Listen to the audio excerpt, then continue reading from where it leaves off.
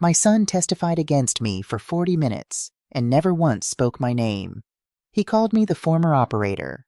The judge handed down 24 months for stealing from the 60 farm families who had trusted my scales since 1978. The morning I came home, my name no longer hung over the loading dock. Weldon had it ground off the steel and the holes filled with putty. Inside the house, my husband's workbench, the one Bart built by hand in 1981, no longer stood in the East Room. Weldon had dragged it out to the burn pile behind the equipment shed, and by the time I found it, the rain had already gotten into the ash. That afternoon, he counted 6 $100 bills onto my kitchen counter one at a time, so I would hear each one land. Then he spat a single sentence at me from the doorway. $600 a month and you stay off my floor. I thanked him. I folded the money into my coat pocket. I kept my hands still. 1 month later, Bart's lawyer climbed my porch steps holding a sealed envelope. My husband died 6 years before I ever sat in that courtroom.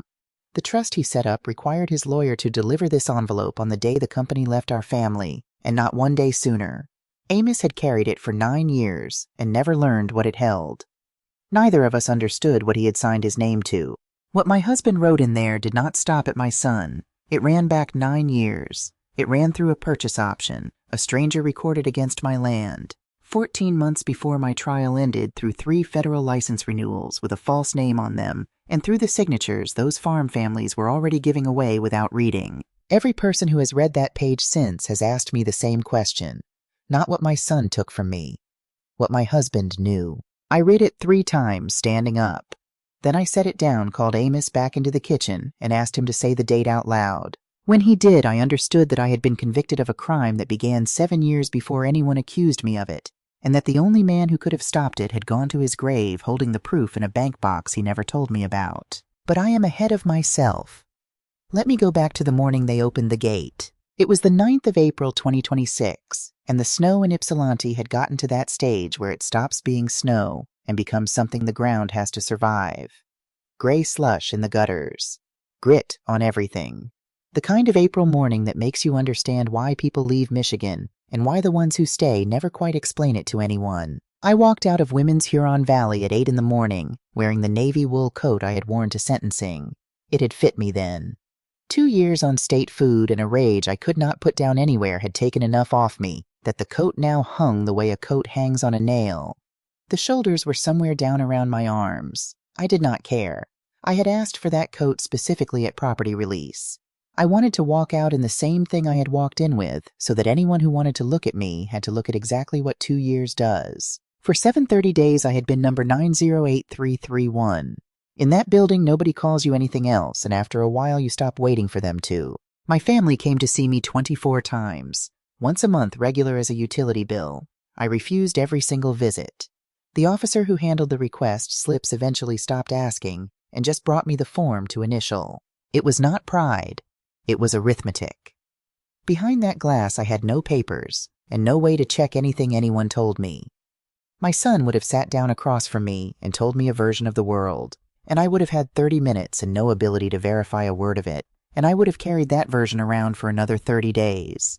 2 years of that, and I would have come out believing whatever he needed me to believe. I gave up the visits and I kept the mail because mail you can hold and read again. There was a Land Rover at the curb. It was new.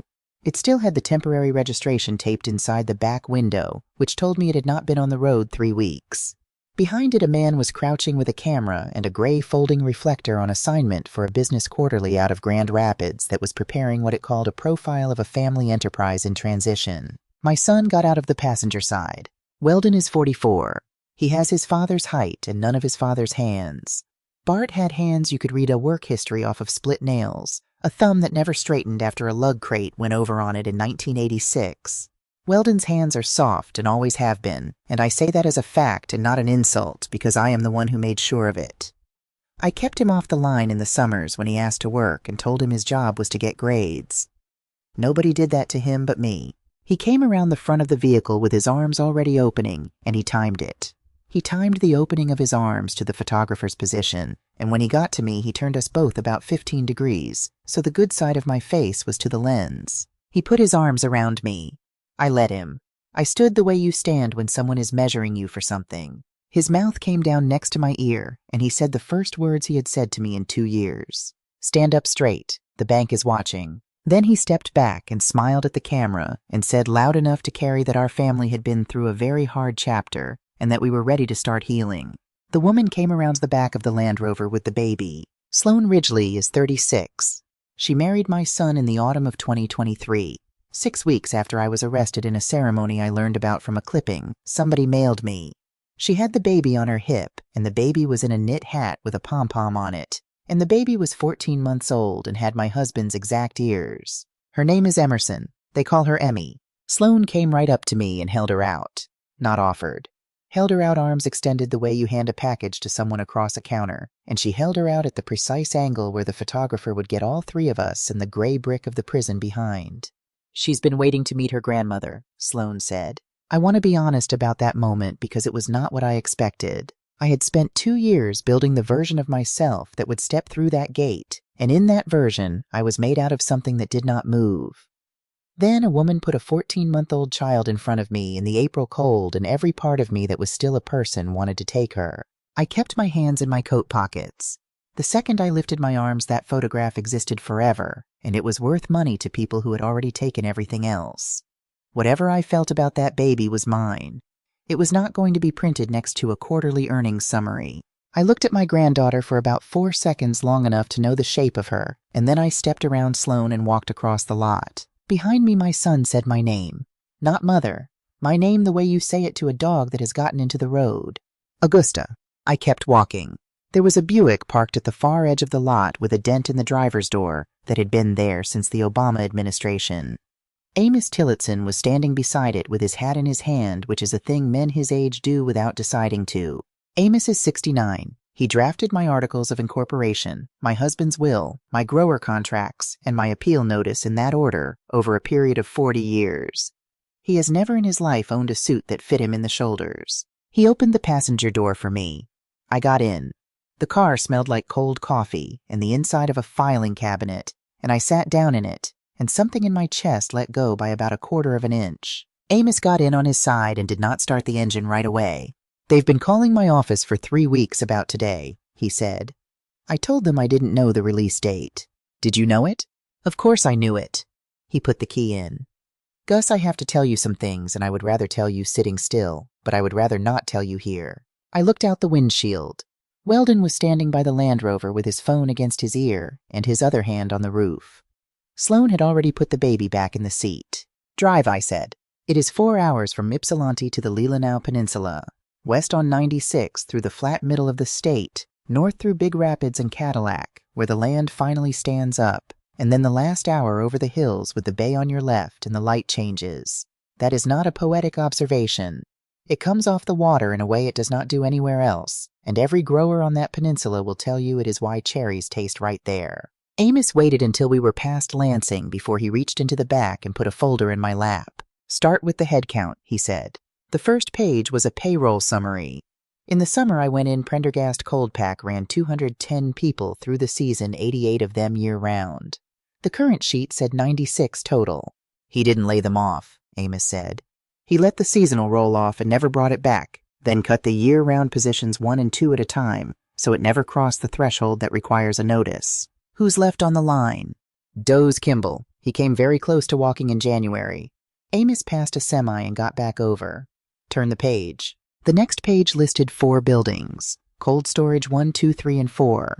We built one in 1981 and 4 in 2004, and I could have told you the pour date on all 4 foundations. 3 had been sold. 2 and 3 went in a single transaction in the spring of 2025 to a beverage company out of Wisconsin. 4 went in October to somebody I did not recognize. That's half our holding capacity, I said. More than half. 4 was the big one. Where does the fruit go? He rents it back. Amos said this evenly, which is how he says the worst things. He sold 2 and 3 and then signed a storage agreement to rent space in them. He's paying rent on buildings he owned free and clear. I sat with that for about a mile. Here is what you need to understand about a packing house. The building is not the business. The business is the ability to take in a grower's fruit at 11 at night in the middle of July when it is 91 degrees and that fruit has maybe 6 hours before it starts to go, and cool it and hold it and get it out clean. That is all we ever sold.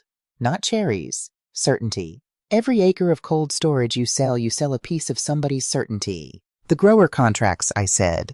Cancelled. Amos looked over at me once and then back at the road. All 60. He terminated the long-term supply agreements in the spring of 2025 and moved everybody to spot purchase. I put the folder down on my knees and looked out the window at a field with old corn stubble still standing in it. Those contracts were 3- and 5-year agreements at a floor price. They meant a grower could go to farm credit in February and borrow against a crop that did not exist yet because he had a piece of paper from me saying what I would pay him for it in August. Half the orchards on that peninsula got replanted on the strength of those pieces of paper. Junius Alcott put in 11 acres of Balaton in 2011 on a contract I signed at his kitchen table with a cup of coffee going cold in front of me. Moving 60 families to spot purchase does not just cut their price. It cuts their ability to borrow. It takes a farm that was solvent in February and makes it a farm that finds out in August what it is worth. How bad was the 2024 price? Bad. How bad, Amos? He took delivery on the whole 2024 crop, Amos said, and he did not pay for it. I turned in the seat. Say that again. 60 growers delivered in July and August of 2024. He took the fruit, he sold the finished product, and he did not pay the growers. Amos's jaw moved. He told them cash flow. He told them 30 days. Then he told them 60. By November, there were families out there who had put in an entire season and been paid nothing. I did not say anything for a long time. I want to be precise about what I felt because it was not rage, not yet. It was something closer to vertigo. I had been in a cell in Ypsilanti convicted of taking money out of a trust that exists to make sure growers get paid. And while I was in that cell, my son had done the actual thing. Keep going, I said. There's a lender. Amos tipped his head at the folder. Back of the stack. Harrow Ridge Capital. $14 million closed in February of 2025, secured against the receivables, the inventory and the equipment with a personal guarantee from Weldon Prendergast individually. He signed personally, and he signed it because by February of 2025, nobody with an actual banking charter would touch him. Amos slowed for a construction lane. Their money is expensive, and their paperwork is aggressive, and the man who handles the file is named Grady Nyhart, and he does not lose. And the $14 million went where? Into the hole where the grower payments should have been, and into carrying the thing until he could sell it. I looked at him. Sell what? Amos did not answer right away. He got us through the construction lane and back up to speed. Sell all of it, Gus. He's got a signed purchase agreement. The whole operation, the real estate, the remaining building, the equipment, the name. Meridian Shoreline Partners. $38 million and 120-day close. Meridian Shoreline. They do waterfront, resort condominium marina. They are not buying a packing house. They are buying 1,100 feet of bay frontage and a rail spur they intend to remove. The road went on under us. They'll level it, I said. They've already got the renderings printed. I looked down at my hands in my lap. There is a scar across the back of my left one from a hydrocooler chain in 1984 that a doctor in Traverse City closed with 11 stitches while I told him to hurry because we still had 40 tons in the pit. How long has this been signed? 6 weeks. So the clock is running. The clock is running. I closed the folder and set it on the seat between us, and I said, now open the other one. What other one?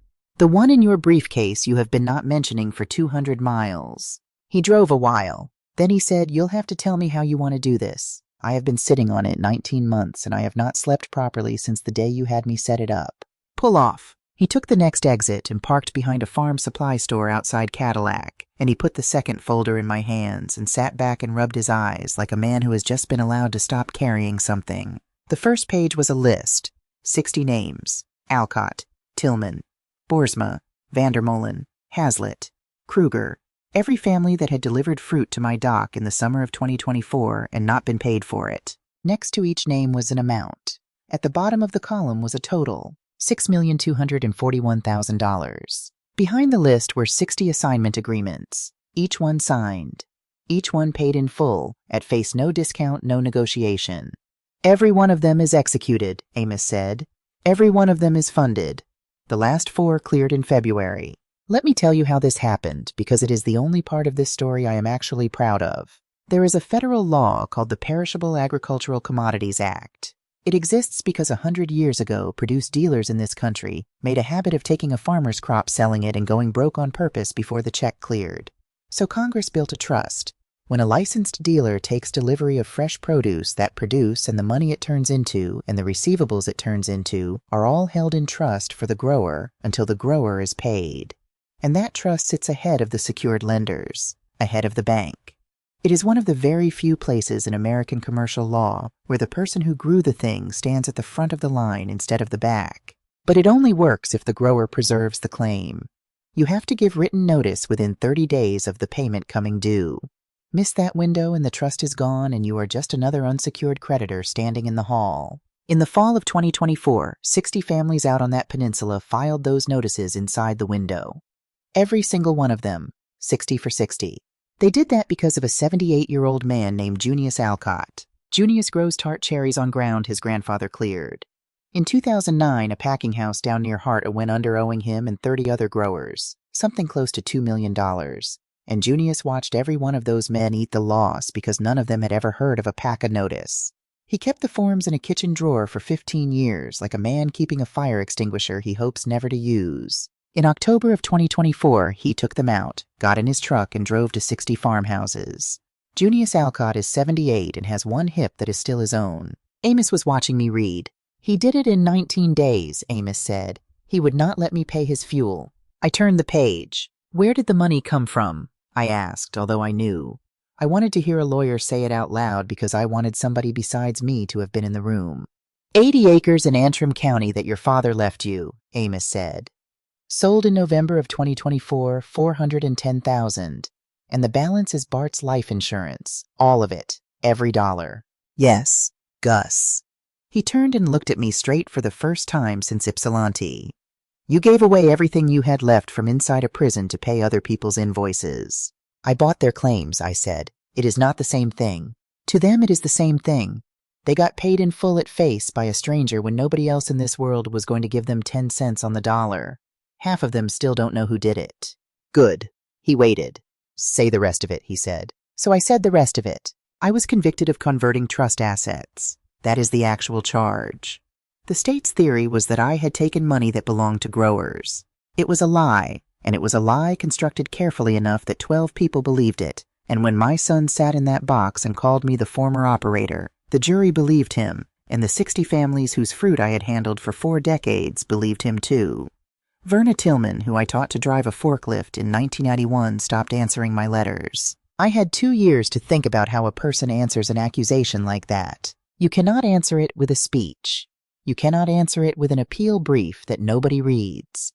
There is exactly one answer available to a person accused of taking money from growers, and the answer is to pay the growers. So I paid them, all of them, every dollar at face. And here is the thing about that, and I did not see it at first. I saw it in month 5, sitting on a bunk with a paperback copy of the produce statutes that Amos had mailed me because you are allowed to receive books. When you buy a preserved PACA claim, you buy its priority. 60 growers had been standing at the front of the line, and none of them had the money to hire a lawyer to stand there. I bought their place in the line. $6,241,000 of trust claim ahead of Harrow Ridge Capital, ahead of the secured lender, ahead of everything except the growers themselves, and the growers had been paid. I did not build a trap. I did not lend my son money under a false name. I did not do anything in the dark. I paid 60 invoices that my company owed and that my son refused to honor, and the law handed me the front of the line for doing it. Amos said you understand that the minute this becomes public, they will move to unwind it. They can try. And you understand that the assignments are worth the most at the moment nobody knows they exist. That's why nobody's going to know they exist, I said. Not yet. How long? I looked out the windshield at the farm supply store, at the pallets of seed stacked under a canopy, at a kid loading fence posts into the back of a truck. Until the money moves, I said. Right now that purchase agreement is paper. Meridian has not funded Harrow Ridge, has not been paid off, and nothing has changed hands. If I light this off today, everybody walks away from the table, the deal dies quietly, and my son spends the next 4 years selling the equipment out the back door, one grader at a time, and I never get a look at the books. And if I wait, they get committed. They get closing costs into it, and lawyers into it, and a construction lender into it. And somewhere in the middle of getting committed, somebody is going to have to bring those 60 growers a piece of paper to sign. Amos was very still. A waiver, he said. They cannot deliver clean title to a produce business with $6 million of trust claims sitting on the receivables. Somebody at Meridian will figure that out, and when they do, they will go door to door with a release and a pen. And you'll be standing in the doorway, holding 60 pieces of paper that say I already paid them. Amos started the car. Gus, I have known you since you were 32, and I want to say one thing and then never say it again. Say it. You did not do this for the leverage. You did it in November of 2024, when you had no idea whether you would get out of there in one piece, and you did it with the last money you had on Earth. And the leverage is something you noticed afterward. When this ends up in front of a judge, and it will let me be the one who explains the order those two things happened in, you will explain it backward out of embarrassment, and it matters. I did not answer. I watched the land start to stand up. We came onto the peninsula a little after 1 o'clock. The bay was that flat pewter color it goes in early April before it decides on blue. The orchards along M22 had not broken bud yet. Everything was still holding. The house sits back off County Road 641, at the end of a drive my husband and I graveled ourselves in 1983 when we could not afford to have it done. Bart's grandfather bought the ground in 1936. The packing house is 1.5 miles further on down at the water. There were 2 things at the head of the drive that had not been there when I left. One was a gate. The other was a man in a black jacket sitting in a truck beside it. Amos slowed and put his window down. The man got out. He was maybe 30. The jacket had a private security patch on the sleeve, and he had a clipboard in his hand, which told me he was not really security. He was a person hired to stand somewhere. Help you. Amos Tillotson, this is Mrs. Prendergast. She lives here. The kid looked at his clipboard, and I watched him find my name on it, and I watched his face do the thing a young man's face does when he realizes his instructions are about to be tested. Ma'am, I've got a note here that says you're not to be admitted. I got out of the car. There is a keypad and a print reader on the post. I put my thumb on it. I had programmed that reader myself in 2011, and I could have told you the enrollment sequence in my sleep. Red. I did it again. Red. They had deleted me out of my own door. I stood there in the cold with my thumb on a piece of glass, and I am going to tell you the truth, which is that for about 5 seconds, it was worse than the gate at Ypsilanti. The prison gate was supposed to keep me out. That was the whole idea of it. This one had been built to let me in.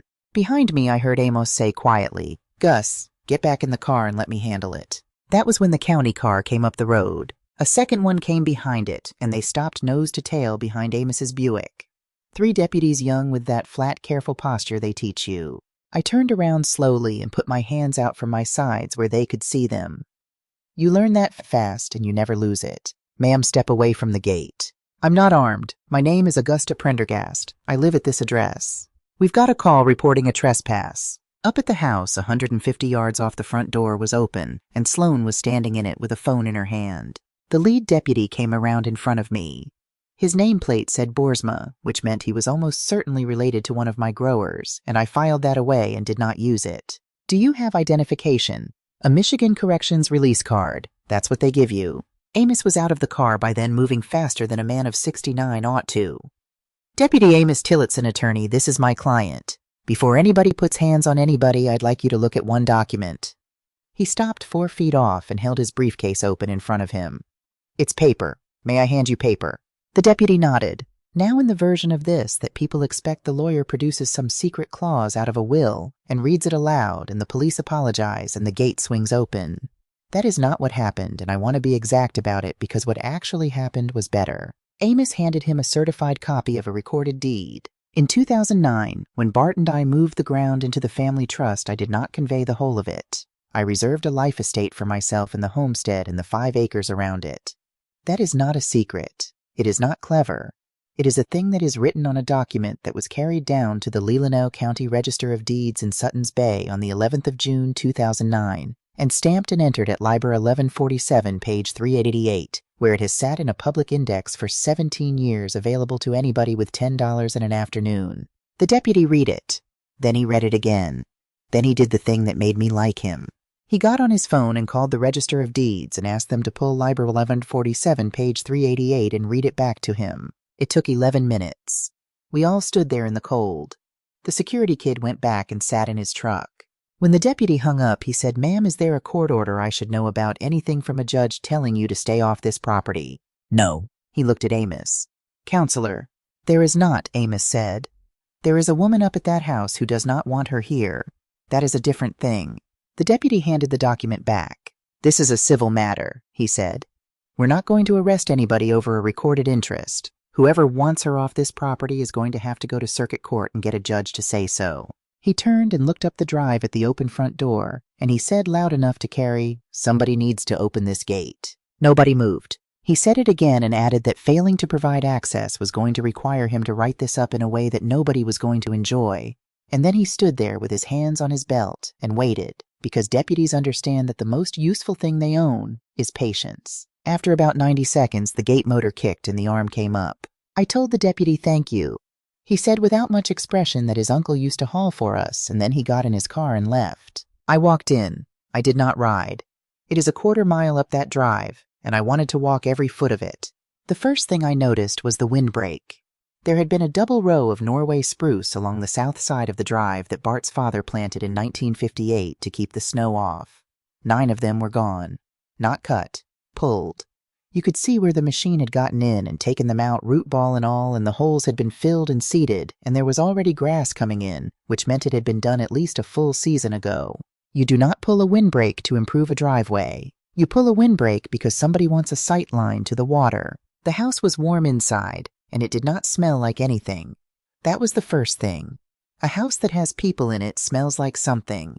This one smelled like paint and the inside of a car dealership. The front room was where I stopped. There had been a wall in that room.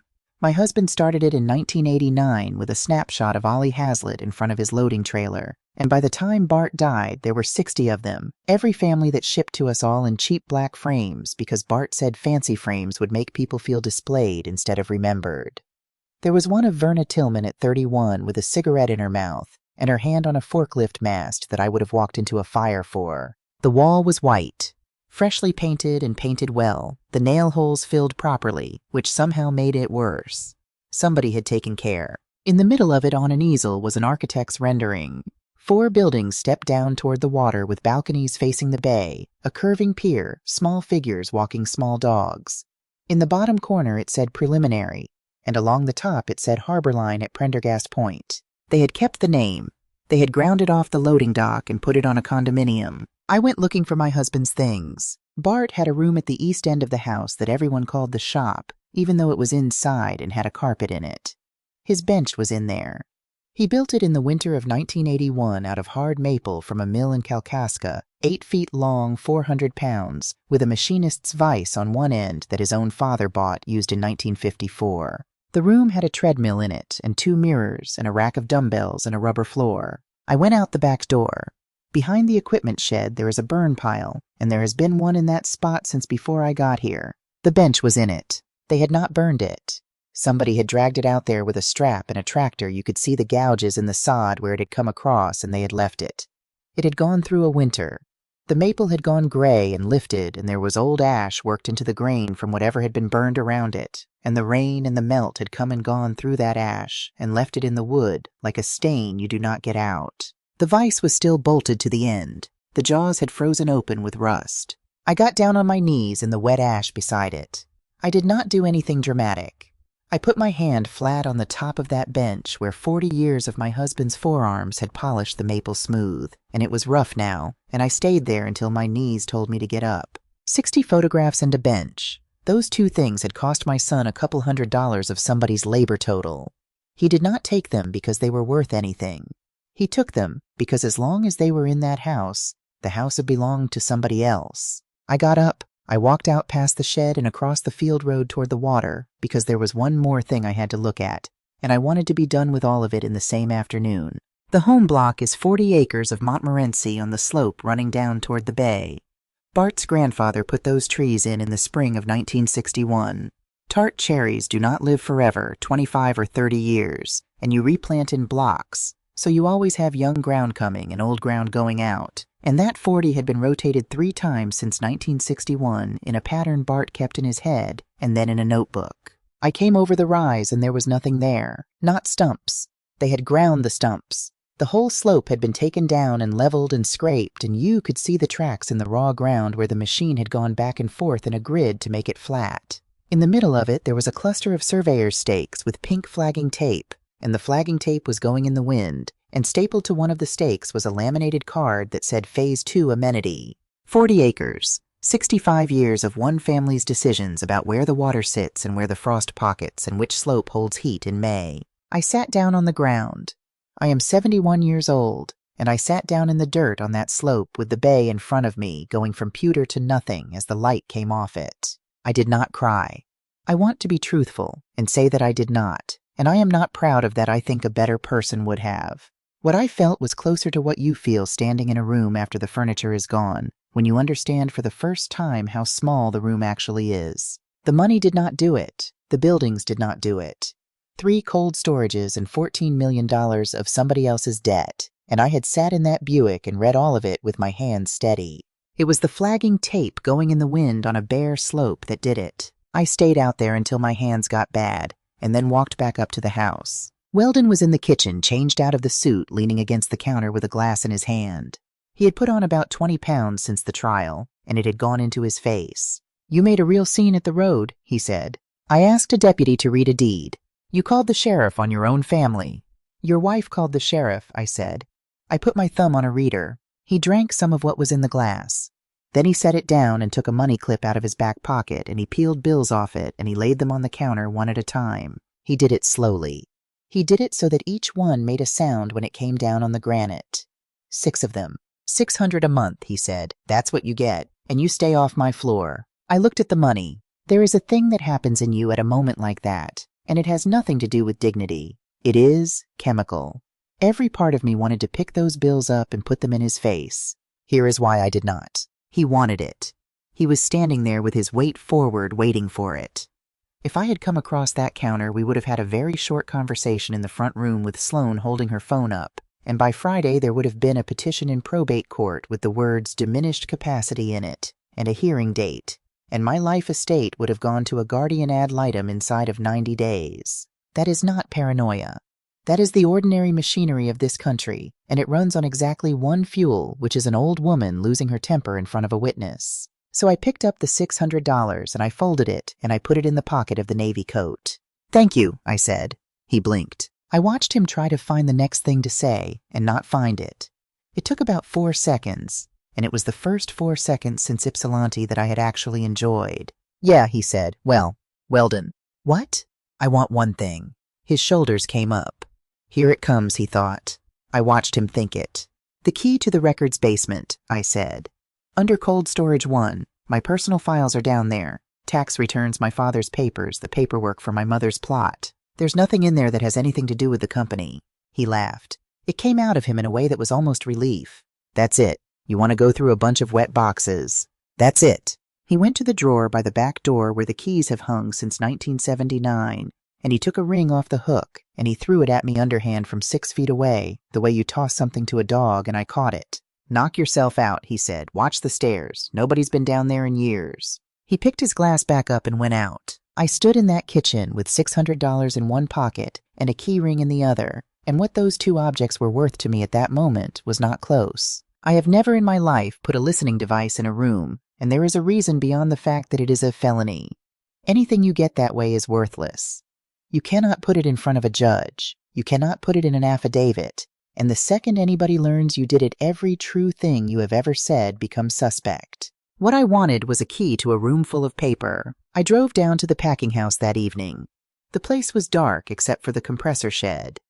I let myself in the personnel door on the north side and stood a minute at the edge of the empty sorting floor because the smell was still there. Cold concrete and old fruit sugar and the particular sourness that gets into the drains of a cherry line and never leaves. The stairs to the records basement are at the back of the boiler alcove. It is one long room under the north end of cold storage 1, holding 42 cabinets in 6 rows, and it is the only part of that operation that never got computerized, because in 1994 I priced it out and decided the money was better spent on a hydro cooler. Row 1 corporate, row 2 growers by family name, rows 3 through 5 season records back to 1978, row 6 personal. 6th row, 3rd cabinet, bottom drawer. There is a strip of masking tape on the front with my name on it in my own handwriting, and the handwriting is from 1988. I put the key in. The drawer came out light. It came out so light that I felt it in my shoulder the way you feel it when you brace for a step that is not there. It was empty, not disordered, not gone through. Empty and clean, and somebody had even pulled the hanging rails out and laid them flat in the bottom. I stood there with the drawer open in front of me and my breath showing in the light from the one bulb. There was nothing in it that could hurt anybody. Tax returns, my father's discharge papers, a cemetery deed in Kingsley, 23 years of my mother's letters, which meant whoever emptied it had not been looking for something. Whoever emptied it had been getting rid of me.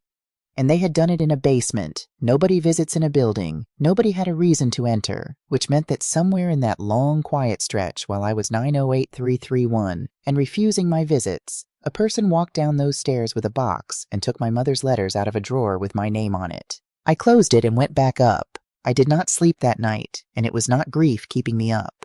It was a question. They already had everything. They had the company, the buildings, the ground, my name off the dock, my husband's bench in the ash.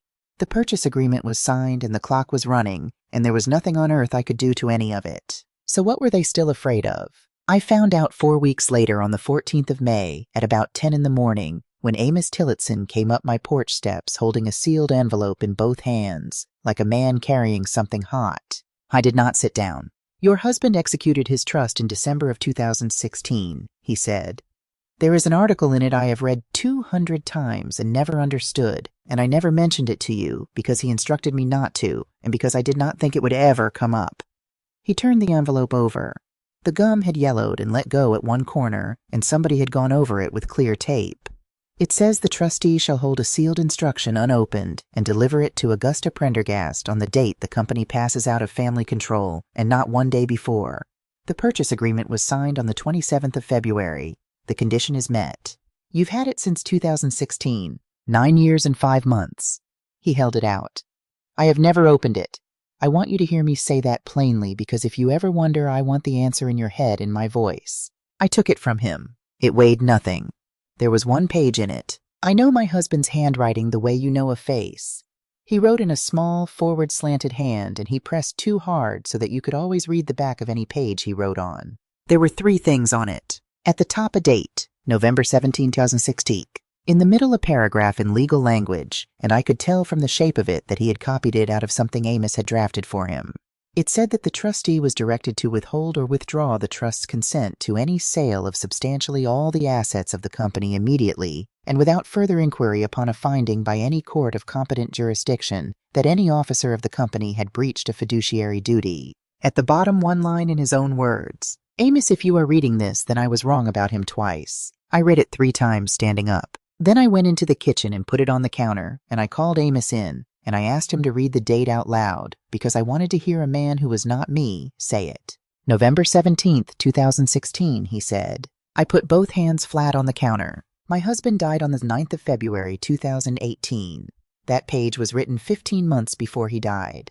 I was arrested in September of 2023, which meant that on a Thursday in November of 2016, almost 7 years before anyone in the state of Michigan accused me of anything, my husband sat down in a room in this house and wrote a set of instructions designed to stop our son from selling this company, and then he sealed them and handed them to his lawyer and came in to dinner and lived another 15 months, and never said 1 word to me about any of it. Amos, I said, what does 2 times mean?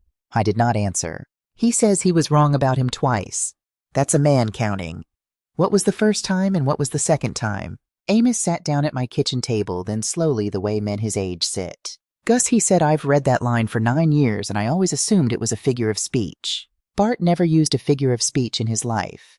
No, Amos said, he didn't. Out the window, the orchards on the far slope had finally broken bud, and the whole hillside had that faint green haze that lasts about 4 days, and then becomes leaves. There's more of it somewhere, I said. There's no more in the trust file. I've been through it 200 times. Then it isn't in the trust file. I held the page against the light from the window, and I could see the pressure of his pen coming through from the other side. Every stroke of it, a man bearing down. He wrote you 1 page with no explanation and handed it to a lawyer sealed. Amos, my husband, ran a business for 39 years. He never did anything in 1 step.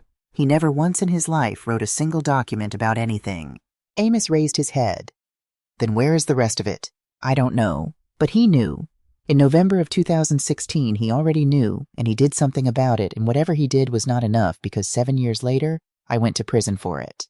I set the page down on the counter between us. Find me the second document, I said. Nell Fairbanks worked the overnight shift at a truck stop diner on M72 east of town, and I sat in a booth there at 10 minutes to 4 in the morning on the 21st of May, because that was the only hour she was reachable. She had been my quality lead for 6 years, 38 years old now, and when she came out from behind the pass with a coffee pot in her hand, she did not recognize me at first, and then she did, and she stopped walking. I had thought carefully about that moment.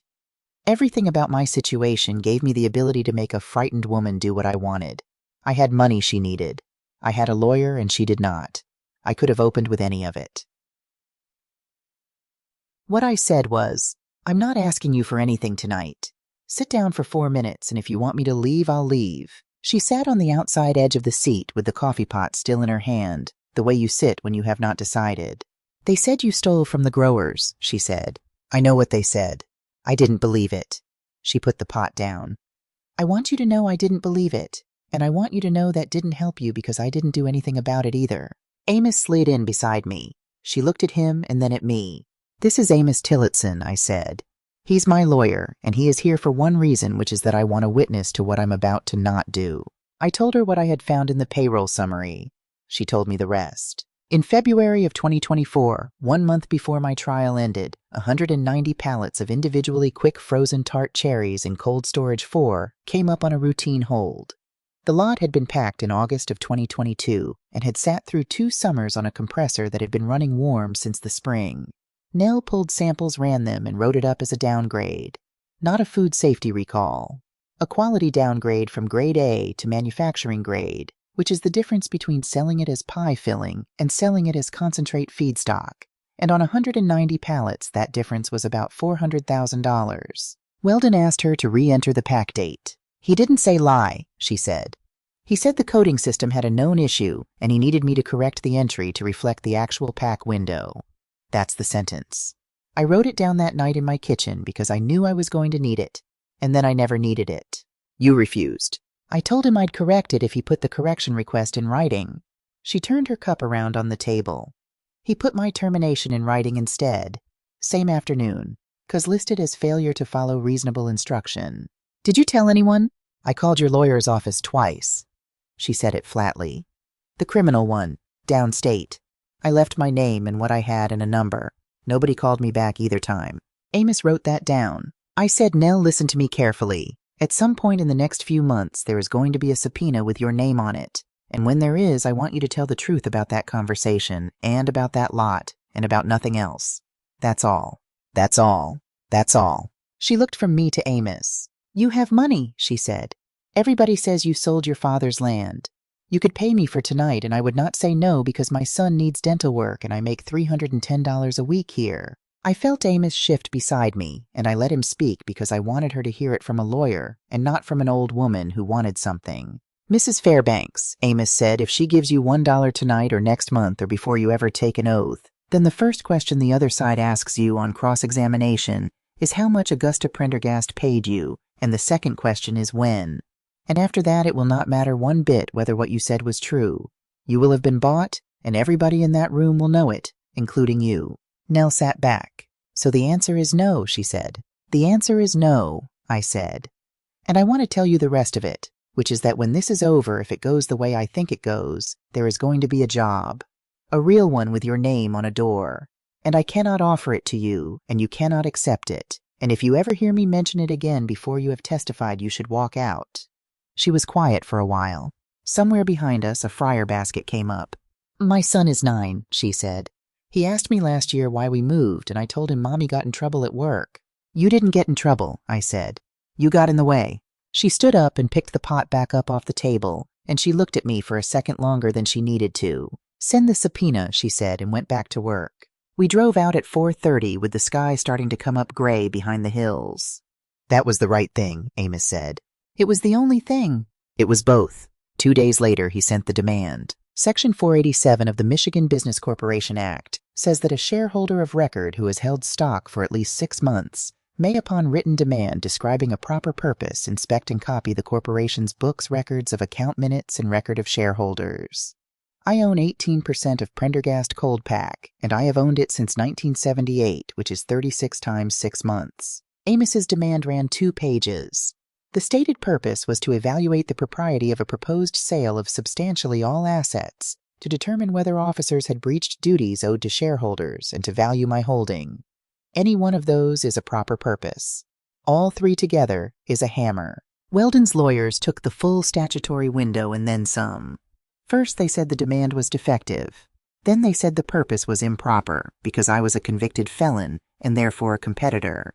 Then they said the records were voluminous and would require 12 weeks to compile. Amos filed for summary proceedings in Leelanau County Circuit Court, which is what that statute is for, and Judge Opal Hargrave gave us a hearing in 11 days. I have thought a great deal about that morning since. There was no drama in it. It ran 19 minutes.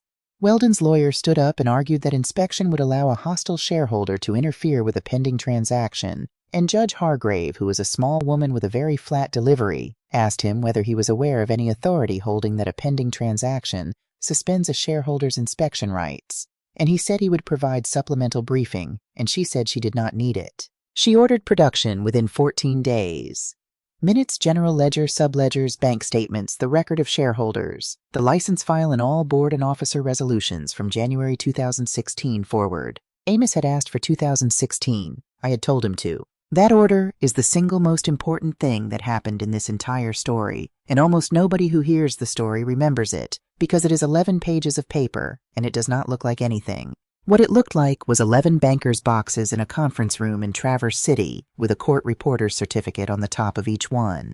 They gave us the room on the 9th floor of a building where Weldon's lawyers rented space, which was deliberate because it meant I sat inside their office for 3 days and they got to walk past the glass.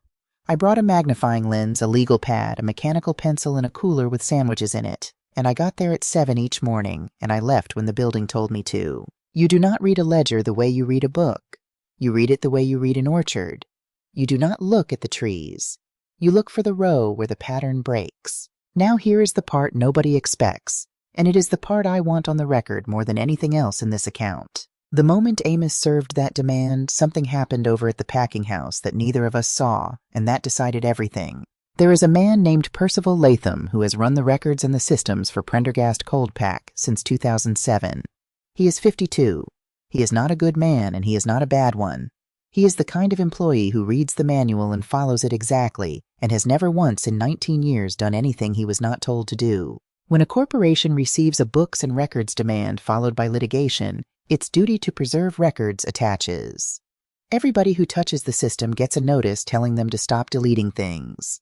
That notice is generated by the lawyers, and it goes out because the lawyers would be in serious trouble if it did not, and it went out on a Tuesday morning in late June, under Weldon's own signature block.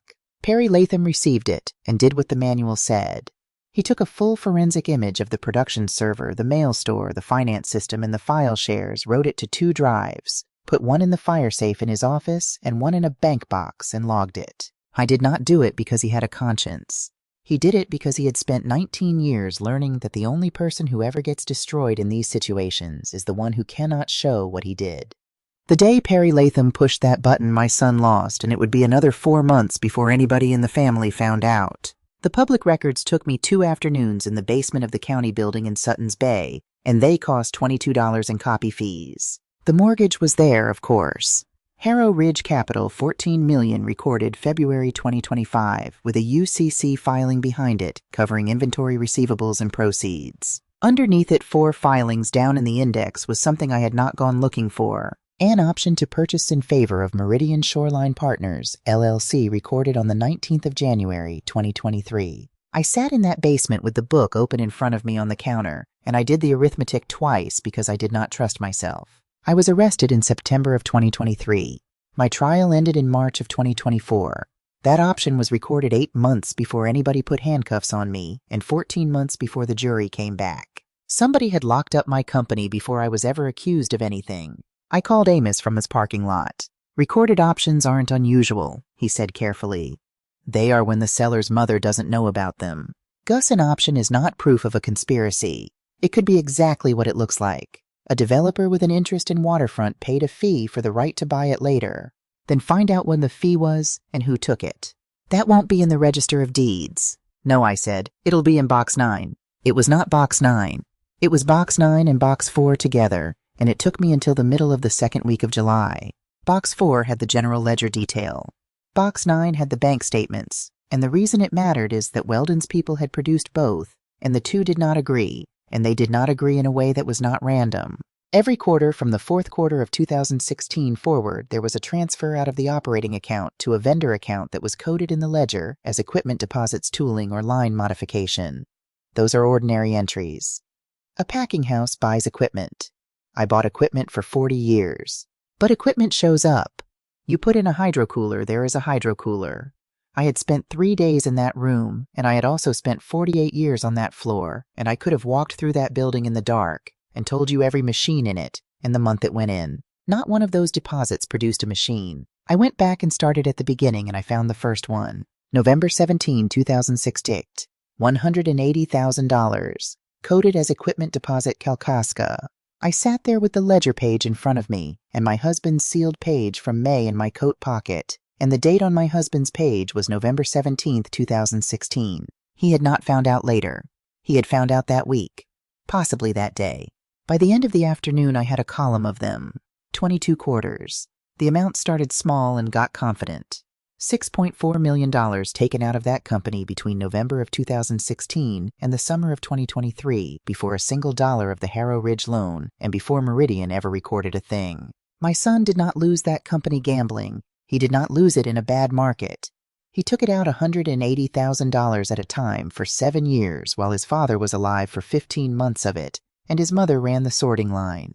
That is bad. What was in the license file is worse, and it is the reason I am telling you this story at all. A produce dealer in this country cannot operate without a federal license. You renew it every year. Yeah, and the renewal you list the persons responsibly connected to the business, which means officers, directors, and holders of more than 10%. That list is not decoration.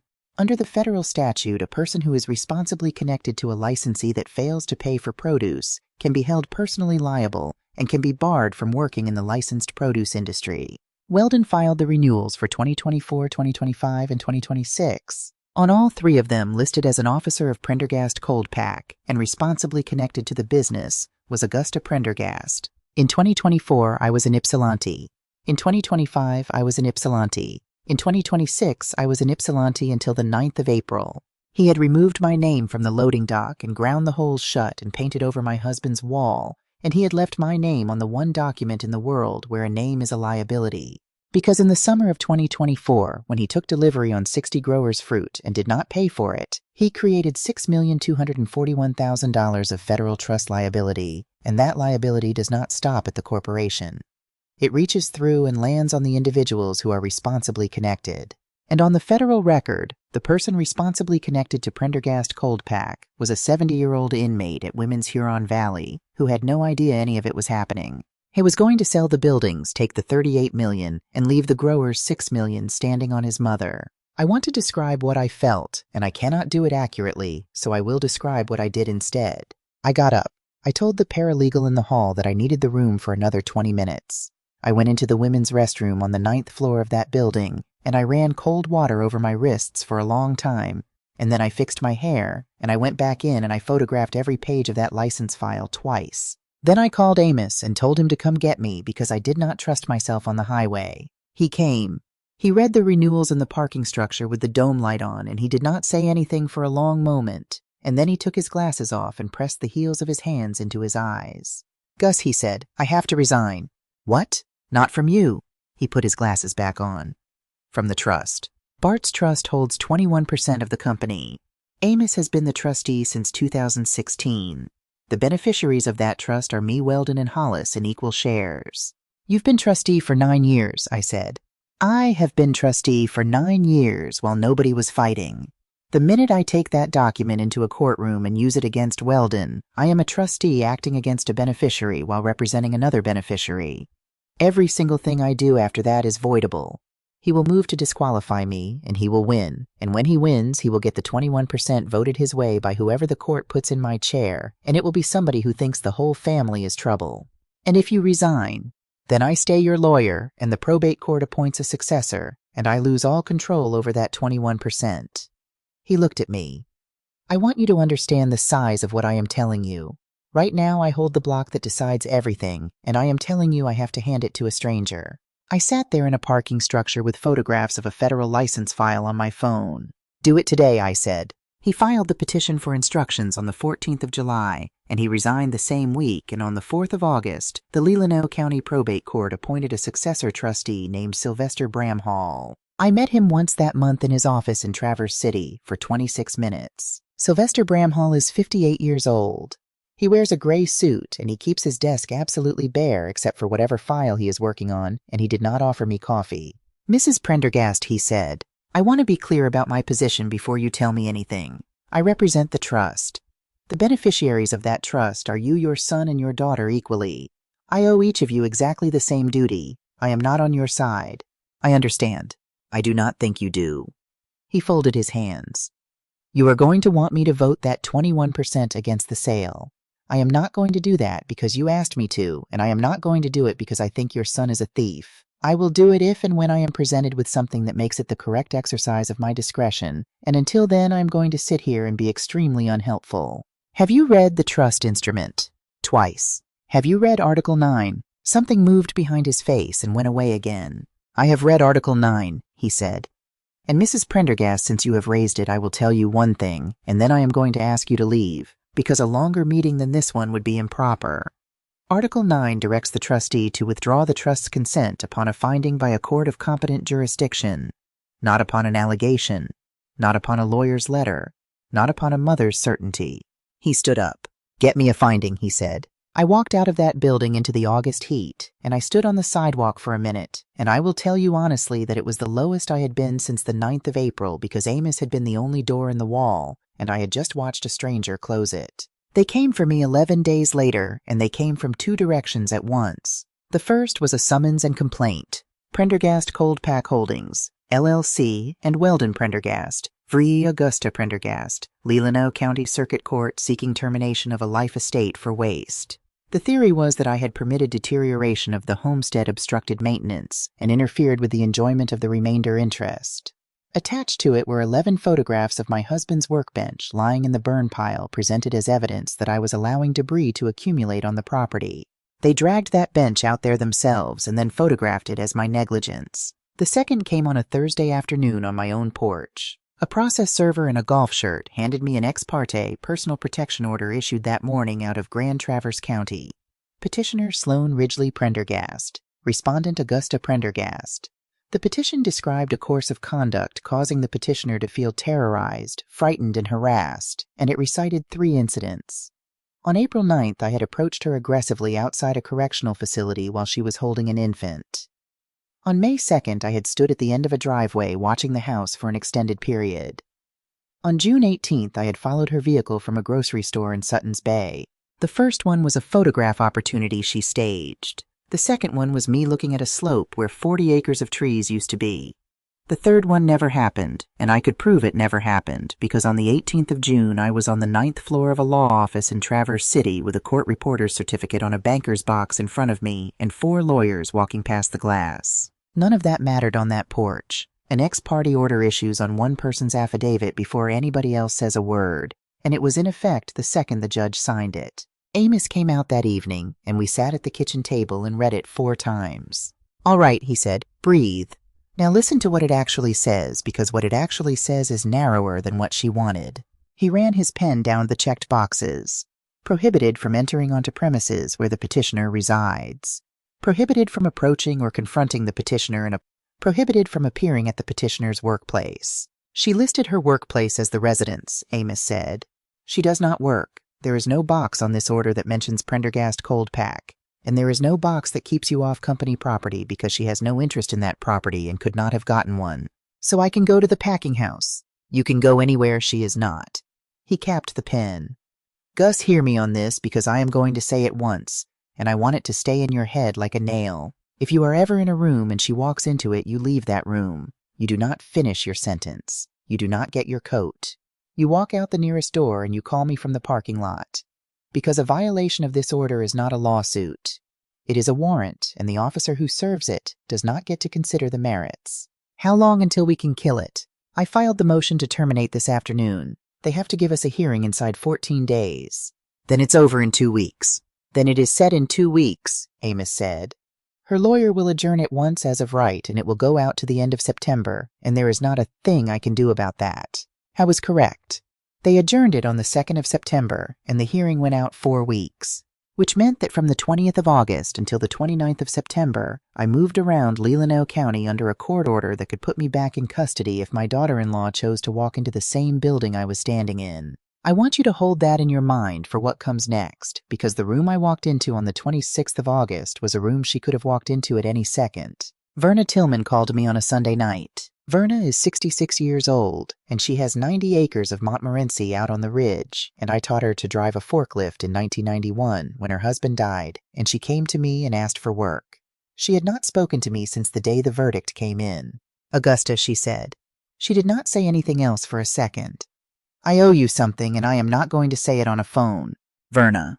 There was a man at my house Thursday, young fellow Ashworth from the resort people. He had a folder with my name on the outside of it, and he had my 2024 delivery tickets in it, my actual tickets. And he sat at my kitchen table and told me the new owners were going to want to keep buying my fruit, but the lawyers had to clean up the old paperwork first. What did he give you to sign? He called it a consent and release, 2 pages. He said everybody on the ridge had already signed. I closed my eyes. Did you sign it? I did not, she said. And I want you to know why, and I want you to know it isn't because I'm smart. It's because he said everybody on the ridge had already signed, and I called Junius, and Junius hadn't signed, and Junius has been on the ridge longer than that boy's been alive. Verna, how many have signed? Junius has been calling around all weekend. I heard her breathe. 19. 19 families who had waited 11 months to get paid for a crop, who had been paid at last by somebody they could not identify, and who had then had a young man in a good jacket sit at their kitchen table and tell them everyone else had already signed. I did not blame a single one of them, and I want that on the record too, because of what I did later.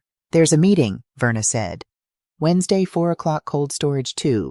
They sent a letter to everyone who hasn't signed. How many is that? 41. I called Amos and I told him, and he was quiet. Gus, that meeting is a closing condition. Meridian's title people found the trust claims. They cannot deliver clean receivables with $6 million of PACA trust sitting on them, so they have to get 60 releases or the deal does not fund. That's why the outside date moved to September 30th. It moved. Amendment number 2 executed the 11th of August. I saw it in the county file this morning. So the whole $38 million now stands on 41 signatures. The whole $38 million now stands on 41 signatures, he said, and there is one thing I need you to promise me, and I need it out loud. Say it. If she is in that room, you turn around. If she is in that room, I turn around. Cold Storage 2 was built in 1988, and it is 110 feet by 240, and my husband and I stood in the mud and watched them pour the slab. We do not own it anymore. Weldon sold it in 2025 and rents it back, which meant that on the 26th of August 2026, my son held a meeting in a building he had sold to get signatures. He needed to sell a company his mother built in a room where I had once done inventory 8 months pregnant. They had set up 60 folding chairs on the receiving floor with the roll doors open for air. There was a table at the front with a Meridian banner draped over it and a stack of 2-page documents and a box of pens. Amos went in 11 minutes ahead of me and came back out to the truck. Kilgore's here. Ashworth's running it. Weldon's at the side by the office door. He put his hand on the frame of the window. She is not here. I walked the whole floor and the office and the lot. She is not here. I sat there for a second. If she comes in the roll door, I said, you take my elbow and you say the word. The word is now. The word is now. I walked in at 9 minutes past 4 with a canvas tote in each hand. There were about 50 people on that floor. 41 growers and their people. Junius Alcott was in the second row with his hat on his knee. Verna was 3 seats down from him. Doze Kimball was standing against the wall by the hydro cooler in his company jacket, which I understood exactly, because Doze has 34 years in and a pension and a wife on dialysis, and standing against a wall is what a man in that position gets to do. Colby Ashworth was at the microphone. He is 41 years old, and he was wearing a quarter zip with a Meridian logo on the chest, and he was in the middle of a sentence about transition and continuity when the room started turning around. It went back through the chairs, the way wind goes through an orchard. Weldon came off the wall fast. This is a private meeting. I did not answer him. I walked up the center aisle between the folding chairs, and I set the 2 totes down on the stainless sorting table that runs along the north wall, the same table where we hand-graded before the optical sorter went in. Barrett Kilgore, who was 55 and had not said a word yet, put his hand flat on the front table. "Ma'am, this is a scheduled meeting of Meridian Shoreline Partners, and I am going to have to ask you to leave." "Mr. Kilgore, I said you rent this floor. I am a shareholder of the tenant, and there is no order of any court in the state of Michigan that keeps me off it. If I am wrong about that, call the sheriff, and I will wait right here while he reads the file." Nobody called anybody. I turned my back on the front table and I faced the chairs. And I want to be honest about the fact that my hands were not steady, and I put them on the sorting table so they would be. "I'm going to say 4 things," I said, "and then I'm going to leave, and none of them is a request." The roll door was open behind them, and the light was coming in flat and gold across the floor. "The first thing, in the summer of 2024, you delivered fruit to this dock, and you were not paid. Some of you carried that into November. Some of you into December. Verna, you carried it to the 11th of January. Verna Tillman put her hand over her mouth. "The second thing, 19 months ago, every one of you received payment in full at face, no discount from a payment agent that would not give you a name. You cashed it, and most of you never found out who it was, and some of you decided it was the state, and one of you told his wife it was God." There was a sound in that room, a low one. "It was me," I said. "I sold my father's 80 acres in Antrim County, and I cashed out my husband's life insurance, and I paid every invoice this company owed you. $6,241,000. 60 families. I did it from a bunk in Ypsilanti with a lawyer and a book of statutes, and it took 19 months and there is nothing left. Nobody moved at all. The third thing, I did not do that to be admired. I did it because I was convicted of stealing from you, and there is exactly one answer a person can give to that, and speeches are not it." I picked up the first tote and set it on the table beside me and opened it. "The fourth thing is the only one that matters this afternoon, and it is a legal fact, and I am going to say it slowly. When Junius Alcott drove to your houses in October of 2024 and made you file those notices, he preserved something for you. Under federal law, unpaid produce sellers hold a trust that stands ahead of the banks, ahead of the lender, ahead of the buyer. And when I paid you, each of you signed an assignment, and what you assigned to me was that trust claim." I lifted out the first folder. "That document on the table in front of Mr. Ashworth waives it." Colby Ashworth said, "That is not accurate," and I did not look at him. "Page 2, paragraph 4, I said. Release of all claims arising from or related to the 2024 delivery season, including statutory claims. That is the claim. That is the only thing standing between this company and $38 million. And it is why a man in a good jacket has been at your kitchen tables for 3 weeks, telling each one of you that everybody else already signed." I started laying the folders out on the sorting table. Alcott, Tillman, Boersma, Hazlitt, Vandermolen, Kruger. 41 folders. Each one had a family name on the tab in my handwriting, and inside each one was that family's 2024 invoices, their preservation notice, their executed assignment, and the wire confirmation showing what they had been paid and on what date. "These are yours," I said. "Not copies. Yours. Take them home and put them on your own kitchen table and read them with your own people, and then do whatever you decide to do, and I will not call any of you, and I will not come to any of your houses." I put the empty tote under the table. "But before you sign that release, I want you to understand what you are being asked to do. You are being asked to give away for free the only thing that has ever put a grower at the front of the line in this country. And if you sign it, the money you got 19 months ago will be the last money this doc ever pays anybody in this room." I picked up my purse. "That's all of it. Thank you for the years." And I walked out. I got about 6 steps. Behind me a chair went back on the concrete, and Junius Alcott stood up. He's 78 years old, and he has one hip that is still his own, and it takes him a while, and the whole room waited while it happened. He did not make a speech. He put his hat on his head, and he said one word in the voice men out there use across a field. "Gus." That was all. My name, which had been ground off a piece of steel and painted over on a wall, and left on a federal license as a debt said out loud in a cold storage by a man who had not said it in 2 years. Then he walked up the center aisle and took his folder off the sorting table, and Verna Tillman came behind him, and then a woman I did not know took the Boersma folder for her father, and it went from there. 41 folders came off that table in about 4 minutes. Nobody signed anything. Barrett Kilgore left through the roll door with a phone against his ear before it was half over. Colby Ashworth stood at the front table with his hand still on the stack of releases, and no one within 20 feet of him. The last thing I saw before Amos took my elbow and got me out to the truck was my son standing by the office door with his mouth slightly open, watching 50 people walk past him carrying paper And I understood in that moment that he had never once in his entire life been in a room where those people were the ones who decided. The personal protection order died on the 29th of September in about 9 minutes in a courtroom in Traverse City with 4 people in it. Sloan did not appear. Her lawyer stood up and said his client was unable to attend due to a scheduling conflict and asked for another adjournment. And the judge asked him whether his client understood that an ex parte order she declined to defend would be terminated, and he said she did. Amos put in 3 exhibits anyway. He wanted them on a record. The first was the sign-in log from the 9th floor of a law office in Traverse City, showing that on the 18th of June, the day I was allegedly following a vehicle out of a grocery store in Sutton's Bay, I had been signed into a document inspection at 7:14 in the morning and signed out at 5:52 in the afternoon.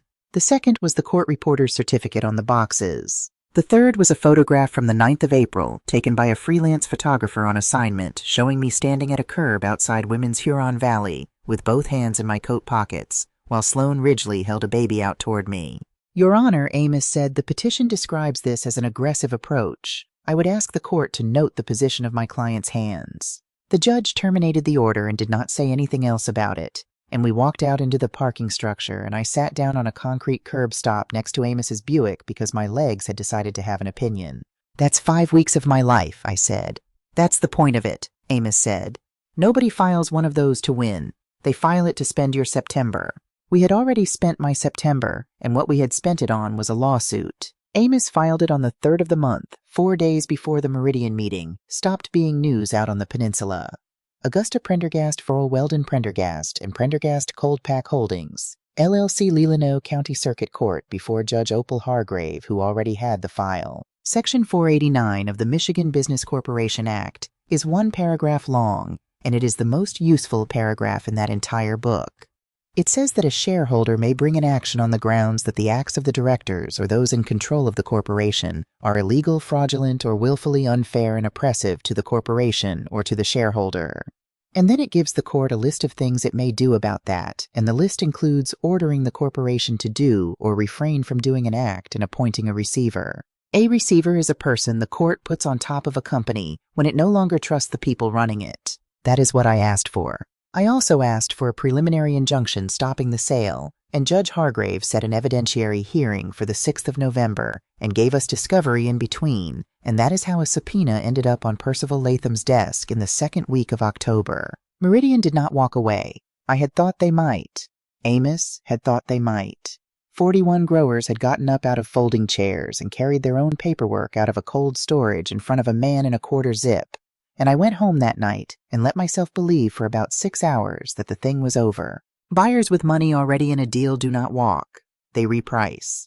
Amendment number 3 was executed on the 18th of September, and Amos found it the following week. The purchase price came down from $38 million to $29 million. $6.5 million of that went into an escrow to be held against unresolved statutory claims. The outside date moved to the 31st of December. I put that page down on my kitchen table and worked it through. $29 million less $6.5 million in escrow is $22.5 million at closing. Harrow Ridge Capital was owed $14 and change with the default interest running. Closing costs brokerage, the lawyers, the accrued payables he had been rolling for 2 years. My son had signed away his father's company for something in the neighborhood of $4 million, and he had signed it because the alternative was zero. Grady Nyhart of Harrow Ridge came to town on the 2nd of October. I know exactly what he did that day because Doze Kimball told me, and Doze told me because a man does not spend 34 years on a sorting line without learning to read a stranger's shoes. Nyhart walked the floor for 2 hours with a clipboard and a young woman taking photographs of every piece of equipment. He counted pallets in the rented cold storage. He asked Doze how many of the optical sorters' lanes were actually running, and Doze told him 4 out of 6, and Nyhart wrote that down.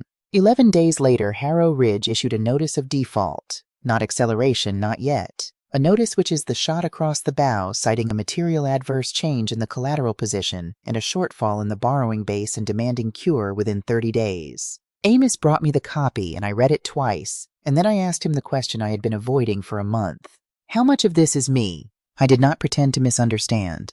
The borrowing base is receivables and inventory, he said.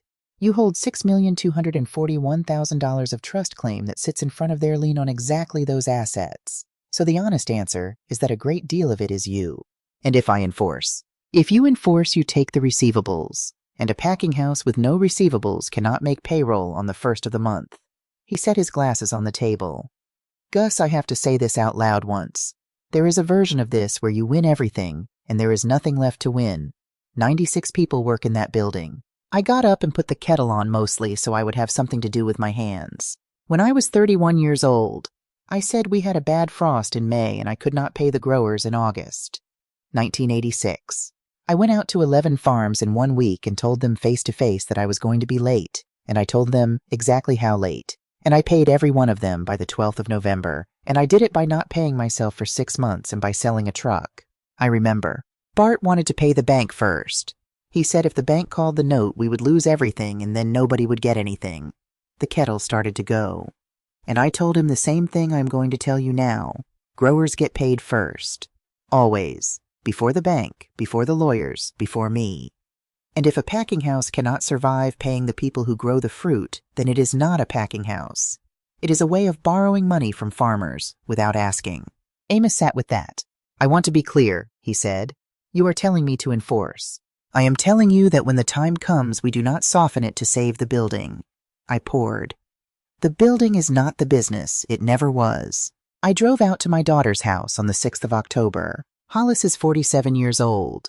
She lives in a subdivision outside Traverse City with a lawn service and a 3-car garage, and her husband Dane Rennick builds municipal parking structures and school additions, and since 2023, 3 separate contracts for Meridian Shoreline Partners. Hollis signed an affidavit in January of 2024 that the prosecution used at my trial. It said that in the summer of 2023, she had personally observed her mother directing transfers out of company accounts, and that her mother had told her the grower payables could wait. I have read that affidavit 40 or 50 times.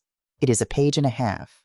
Her signature is on the 2nd page, and it is small and pressed hard, which is how she writes when she is upset and has been since she was 11. Dane answered the door. She's not up for this, Augusta. I'm not asking her to be up for anything. You need to leave. I looked past his shoulder. The stairs go up on the left side of that entry, and there is a landing with a window on it, and my daughter was standing on that landing with her arms folded looking down. She did not come down. She stood there, and she looked at me, and I looked at her, and it went on for what was probably 4 seconds, and felt like considerably longer. I did not call up to her. I did not say her name. I had brought one thing with me. I took it out of my coat, and I bent down and set it on the top step of the porch, face up, and Dane looked at it, and then at me. It was a photograph from the summer of 1990. Hollis is 11 years old in it, standing on the inspection platform over the sorting line in a pair of my rubber boots that come up past her knees. Her hands are red to the wrist with cherry juice. Her father is beside her with his hand flat on top of her head, and both of them are laughing at something outside the frame. I did not write anything on it. I did not need to.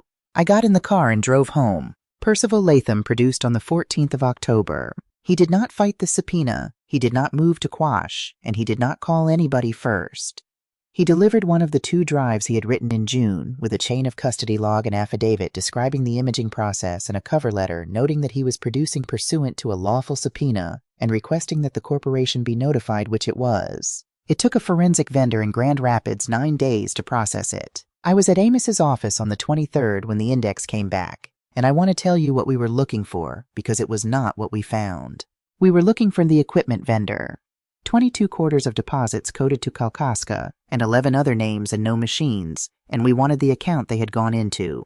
We found that. It took about 40 minutes. It was a limited liability company registered in Nevada with a mail drop address, and Weldon Prendergast as sole member opened in October of 2016. And I looked at the formation date, and felt nothing at all which surprised me. I had already known. The other thing came out of the file share in a folder that had been copied wholesale off a personal laptop when somebody was given a company machine and did not want to lose their documents. Sloan Ridgely was given the title of Director of Community Relations in the spring of 2024.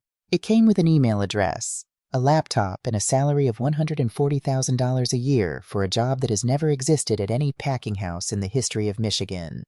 When Ite set her up, she moved her old files across. Among them was a PDF, Referral and Success Fee Agreement between Meridian Shoreline Partners, LLC, and Sloan Ridgely, an individual, executed the 12th of January 2023. I read the operative paragraphs 3 times. Meridian engaged her to identify and facilitate the acquisition of the property described in Exhibit A, which was 1,100 feet of bay frontage in Leelanau County with a rail spur and 4 cold storage buildings on it. She was to be paid a success fee of 1.5% of gross transaction value, due and payable upon closing.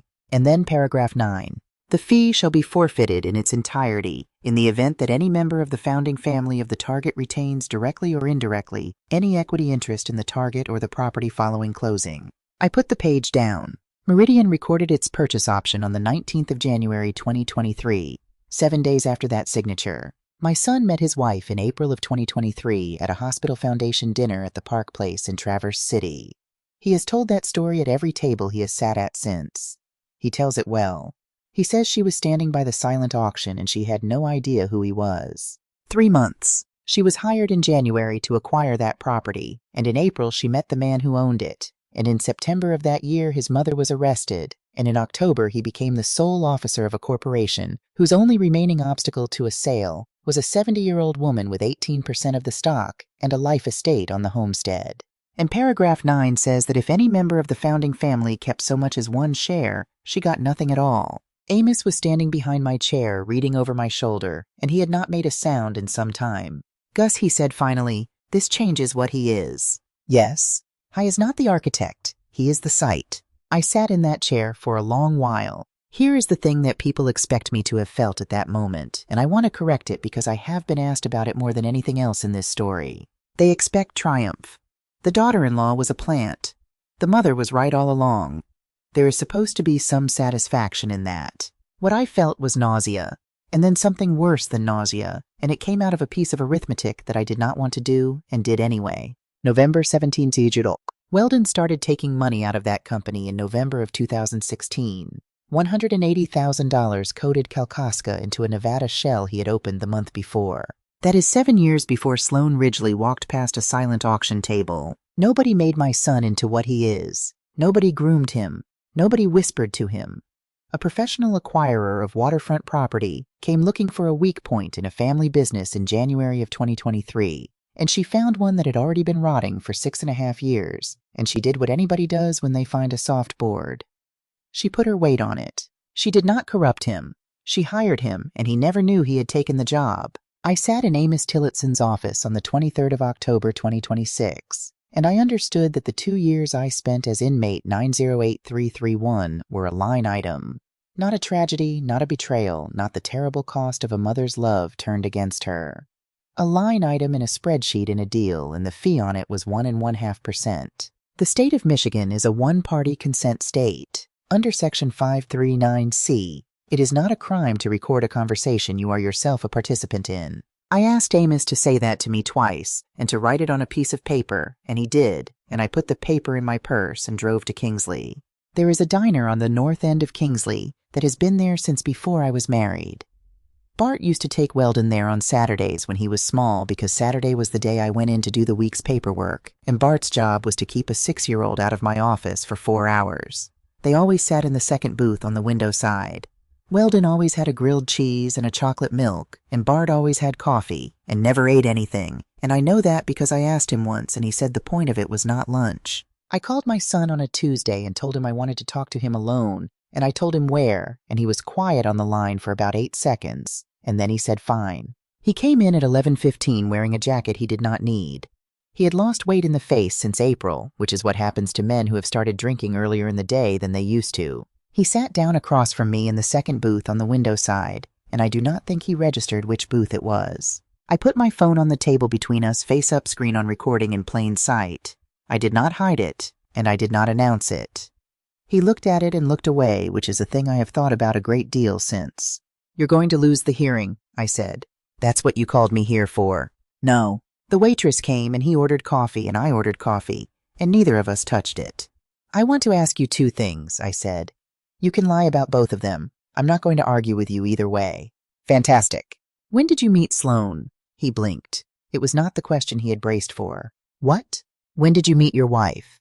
"April of 2023. He shrugged with one shoulder.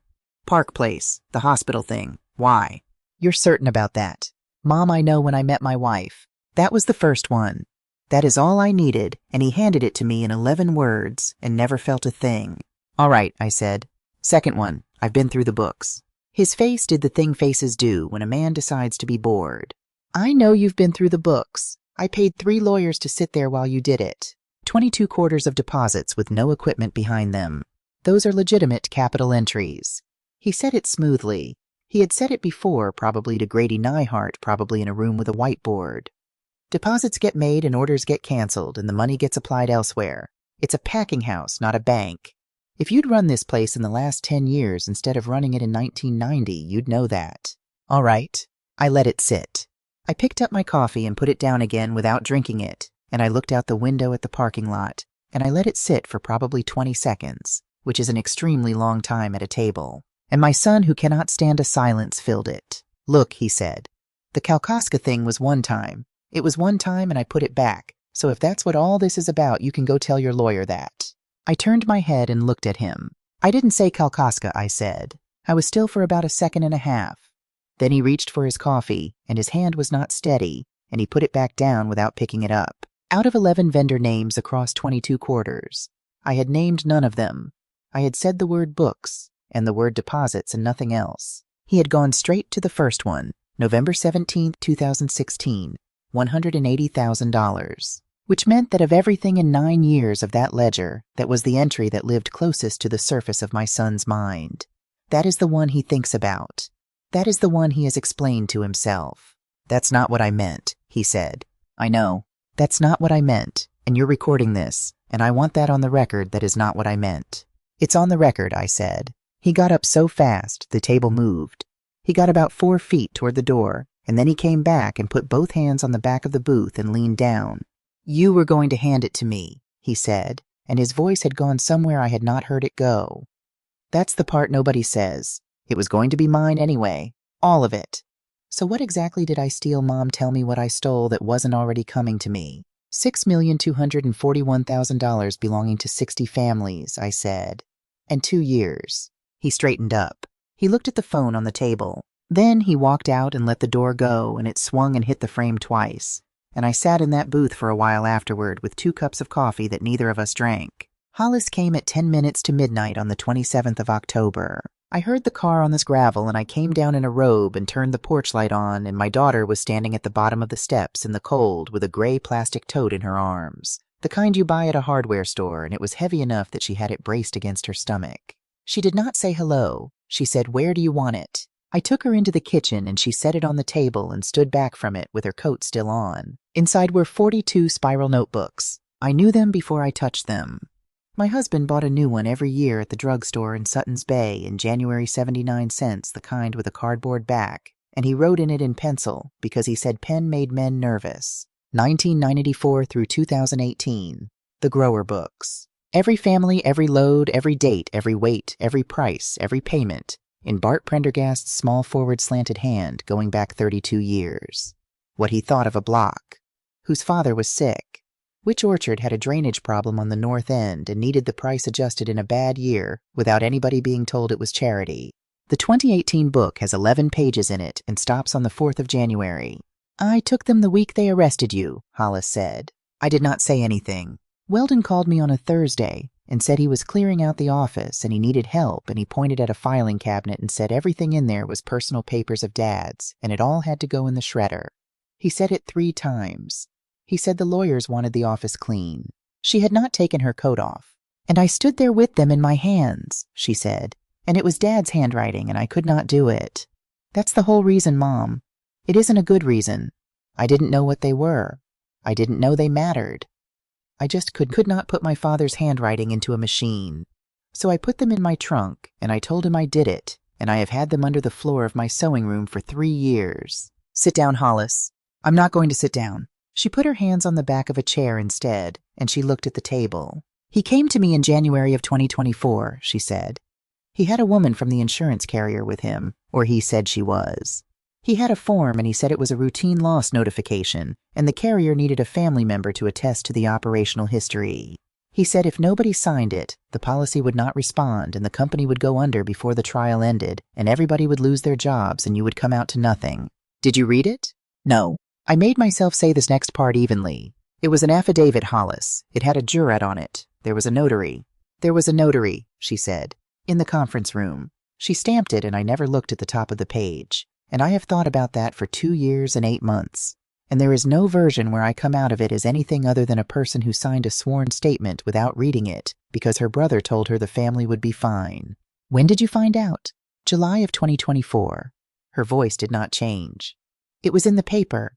They quoted it. And I read what I had said about you, and I sat in my car in a parking lot in Acme for 2 hours. That was 27 months ago. Yes. You knew for 27 months. Yes. I want to record what I did not do at that moment. I did not raise my voice, and I did not throw anything, and I did not tell my daughter what those 27 months looked like from a bunk in Ypsilanti. And I did not do those things because I could see quite clearly that she had already done all of it to herself, and none of it had produced anything useful. Why now, I said. And here is where my daughter did the only completely honest thing she had done since 2023, which is that she did not give me a noble answer. Dane has 3 contracts with Meridian, she said. 2 of them close out in November. After the 15th of November, they cannot hurt us as much. I sat down. That's the truth, she said. You can hate it. I waited until it was cheaper. Hollis, don't. I believe you, I said. That is what I am able to say tonight. I believe you, and I do not know yet whether I can forgive you, and I am not going to lie to you about that at this table. She nodded at the floor. But in the morning, I said you are going to say all of it again on a record under oath with your own lawyer sitting beside you. I know. She left a little after 1. And when the car was gone, I sat down at the kitchen table and started at the front of the 2016 notebook and went through it page by page, and I got to the 17th of November. It is a Thursday. There are 4 loads recorded on that page in the ordinary way, weights and prices and names, Boersma and Kruger, and 2 from the Alcott Ridge. And in the right-hand margin in pencil, in a hand that pressed hard enough to emboss the reverse of the page, my husband wrote 7 words. Maybe 180, asked him. He gave me his word. And underneath that, smaller as if it were added later, God help me, I took it. Hollis retained a lawyer in Traverse City on the 28th, a woman named Ivy Pelletier, who does nothing but criminal defense, and who charged her $9,000 to walk into a room and say almost nothing. The county prosecutor is Vance Hobart. He is 61 years old, and he tried my case, or rather his office did, and he has been the prosecutor of that county for 19 years. Amos and Ivy Pelletier met him on the 30th of October, and it took 4 hours. He gave her use immunity, not transactional. Use immunity, which means the state cannot use her statement or anything derived from it against her, and which is exactly as much as she was going to get, and no more. Then she sat in a conference room with a court reporter for 3 hours and 11 minutes and told it. She came out at 4:10 in the afternoon with her hands shaking so badly that she could not get her coat sleeve, and Ivy Pelletier held it for her, and I was standing in the hallway, and my daughter walked past me, and did not look at me, and I let her go. The evidentiary hearing began at 9 in the morning on the 6th of November in Leelanau County Circuit Court before Judge Opal Hargrave, and it ran until 4:20. I am not going to give you all of it. Most of a hearing like that is a lawyer establishing that a document is what it says it is. Amos put a witness on the stand for 55 minutes for the sole purpose of getting 11 bankers' boxes admitted. Here is what mattered. He put in the ledger, 22 quarters, $6.4 million, no equipment, and the Nevada entity with my son's name on the formation. He put in the license file. 3 annual federal renewals for 2024, 2025, and 2026, each one listing Augusta Prendergast as responsibly connected to Prendergast Cold Pack, each one signed by Weldon Prendergast, each one filed while I was in the custody of the Michigan Department of Corrections. Judge Hargrave stopped him on that one. She asked him to hand the 2025 renewal up to the bench, and she read it, and she asked Weldon's lawyer whether there was any dispute that the respondent had signed it, and his lawyer said the signature was not in dispute. He put in Latham's production and the chain of custody. He put in the recording from the diner, and the court heard my son say April of 2023, and then 11 minutes later, say Kalkaska. He put in the referral and success fee agreement dated the 12th of January 2023, and he read paragraph 9 aloud into the record. And when he got to the words forfeited in its entirety, in the event that any member of the founding family retains any equity interest, my son turned around in his chair at counsel table and looked at the 3rd row where his wife was sitting. Sloan Ridgely stood up, picked up her handbag, and walked out of the courtroom. She did not look at him. She did not look at anybody. The door made the sound courtroom doors make, and then it was quiet. Weldon watched the door for about 4 seconds and then turned back to the front, and I will tell you that in that 4 seconds, I saw something on my son's face that I had not seen on it since he was 9 years old, and I did not enjoy it. The name is called Hollis Prendergast Rennick. She was on the stand for an hour and 40 minutes. She identified her signature on the January 2024 affidavit. She testified to how it was presented to her by whom, in what room, and with what representation. She testified that the statements in it about her mother were not true and that she had never observed any such thing. She identified 42 spiral notebooks as her father's handwriting and testified to how they came into her possession and what she had been instructed to do with them. And at the end on the record in open court, she revoked the voting proxy she had given her brother in October of 2023. 12% moved. Weldon's block went from 74 to 62, and the threshold in the 1994 articles is 70, and every lawyer in that room did that arithmetic at the same moment. Then Judge Hargrave took a 15-minute recess and came back and ruled from the bench, which she does not often do. She found that the respondent Weldon Prendergast had diverted corporate funds to an entity he controlled over a period of approximately 7 years. She found that he had caused false statements to be made in federal license filings identifying a shareholder who was incarcerated and had no knowledge of the business as a person responsibly connected to it, thereby exposing her to personal liability for obligations he had incurred. She found that these acts were illegal, fraudulent, and willfully unfair and oppressive to the petitioner within the meaning of Section 489. Then she said the words that mattered more than any of it. She found that Weldon Prendergast had breached the fiduciary duties he owed to the corporation and to its shareholders. And in the second row of the gallery, a man in a gray suit who had not spoken to anyone in that building all day stood up. Your Honor, Sylvester Bramhall, successor trustee of the Prendergast Family Trust. May I be heard for 1 minute? Judge Hargrave looked at him over her glasses and said he could. The trust holds 21% of the voting stock, Bramhall said. Article 9 of the trust instrument executed in December of 2016 directs the trustee to withdraw the trust's consent to any sale of substantially all assets upon a finding by a court of competent jurisdiction that an officer of the corporation has breached a fiduciary duty. The court has now made that finding. I am withdrawing the trust's consent on the record effective immediately, and I will file written confirmation before close of business. He sat down. 62 to 41. I did not move.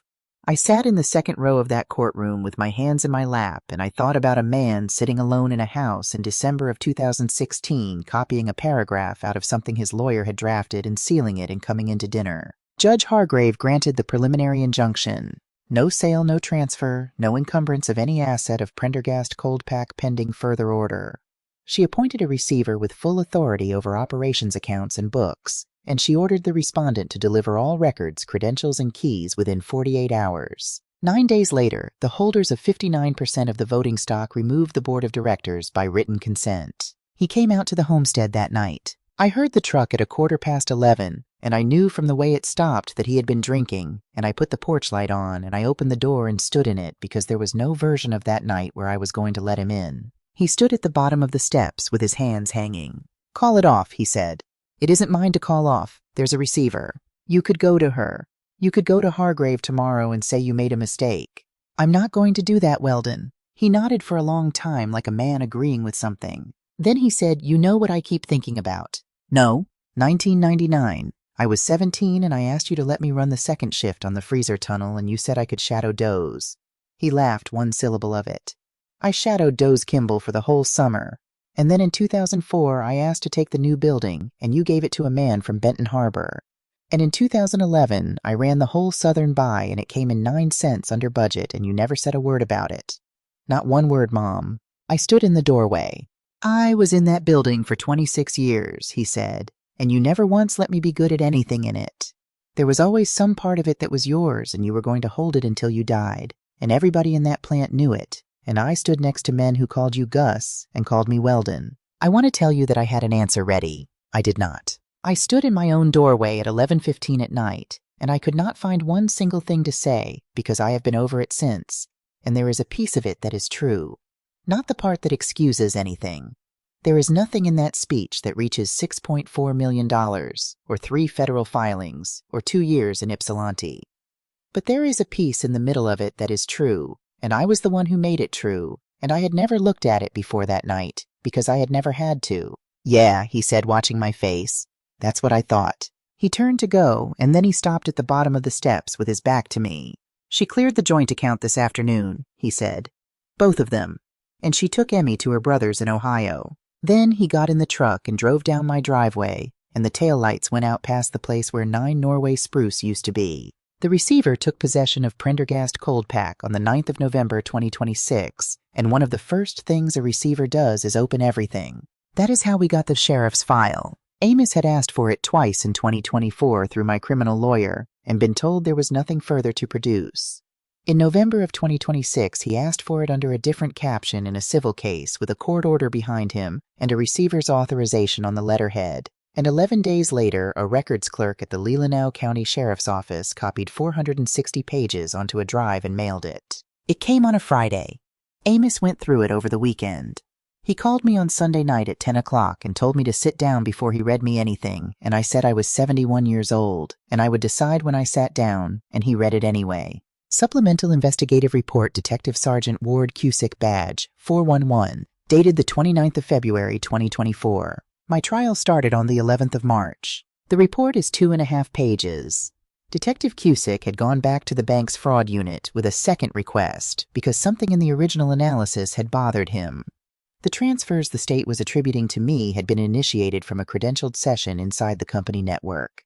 The original analysis established the credential. Cusick had asked for the device. There were 2 enrolled devices with that credential. One was the desktop in the front office that I used. The other was a laptop enrolled in October of 2022 that had never been physically located in the front office. Cusick had pulled the internal wireless logs. The laptop associated with the access point on the 2nd floor of the office building. There is one room on the 2nd floor of that building. It has been the executive office since 1994.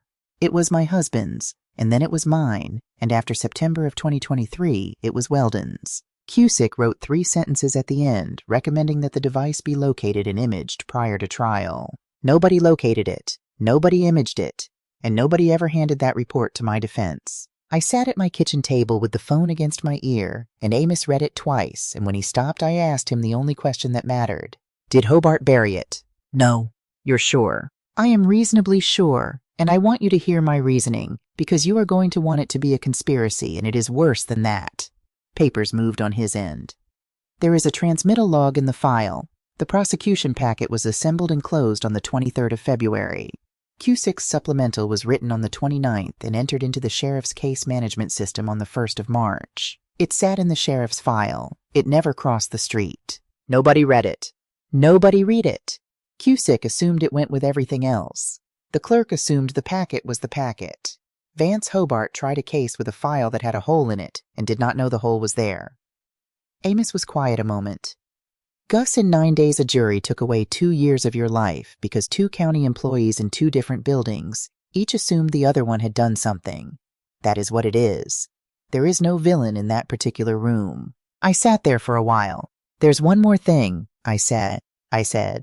"Nell Fairbanks called my lawyer's office twice in February of 2024 and nobody called her back." "I know. Weldon paid for that firm." "I know that too." Amos let that hang exactly as long as it deserved. "And I want to tell you what I'm going to do about it, which is nothing, because I cannot prove why a downstate firm did not return a call from a fired employee, and neither can you.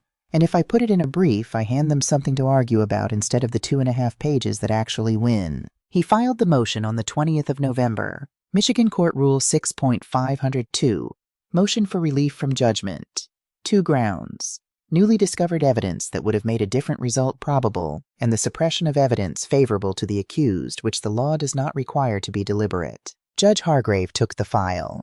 She had my whole family in her courtroom already, and she did not pretend otherwise. She set an evidentiary hearing for the 26th of January, 2027. 10 weeks. I want to talk about those 10 weeks because everything I have told you so far has been things happening one after another, and that is not what most of this was. Most of this was waiting. November went. December went.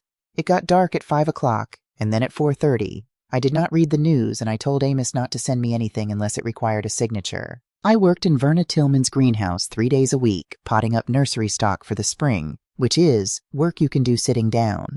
And Verna did not ask me one single question about the case in 11 weeks, which is the greatest kindness anybody did me that winter. I learned the names of the 41 families who did not sign, and I mean the names of everybody in them.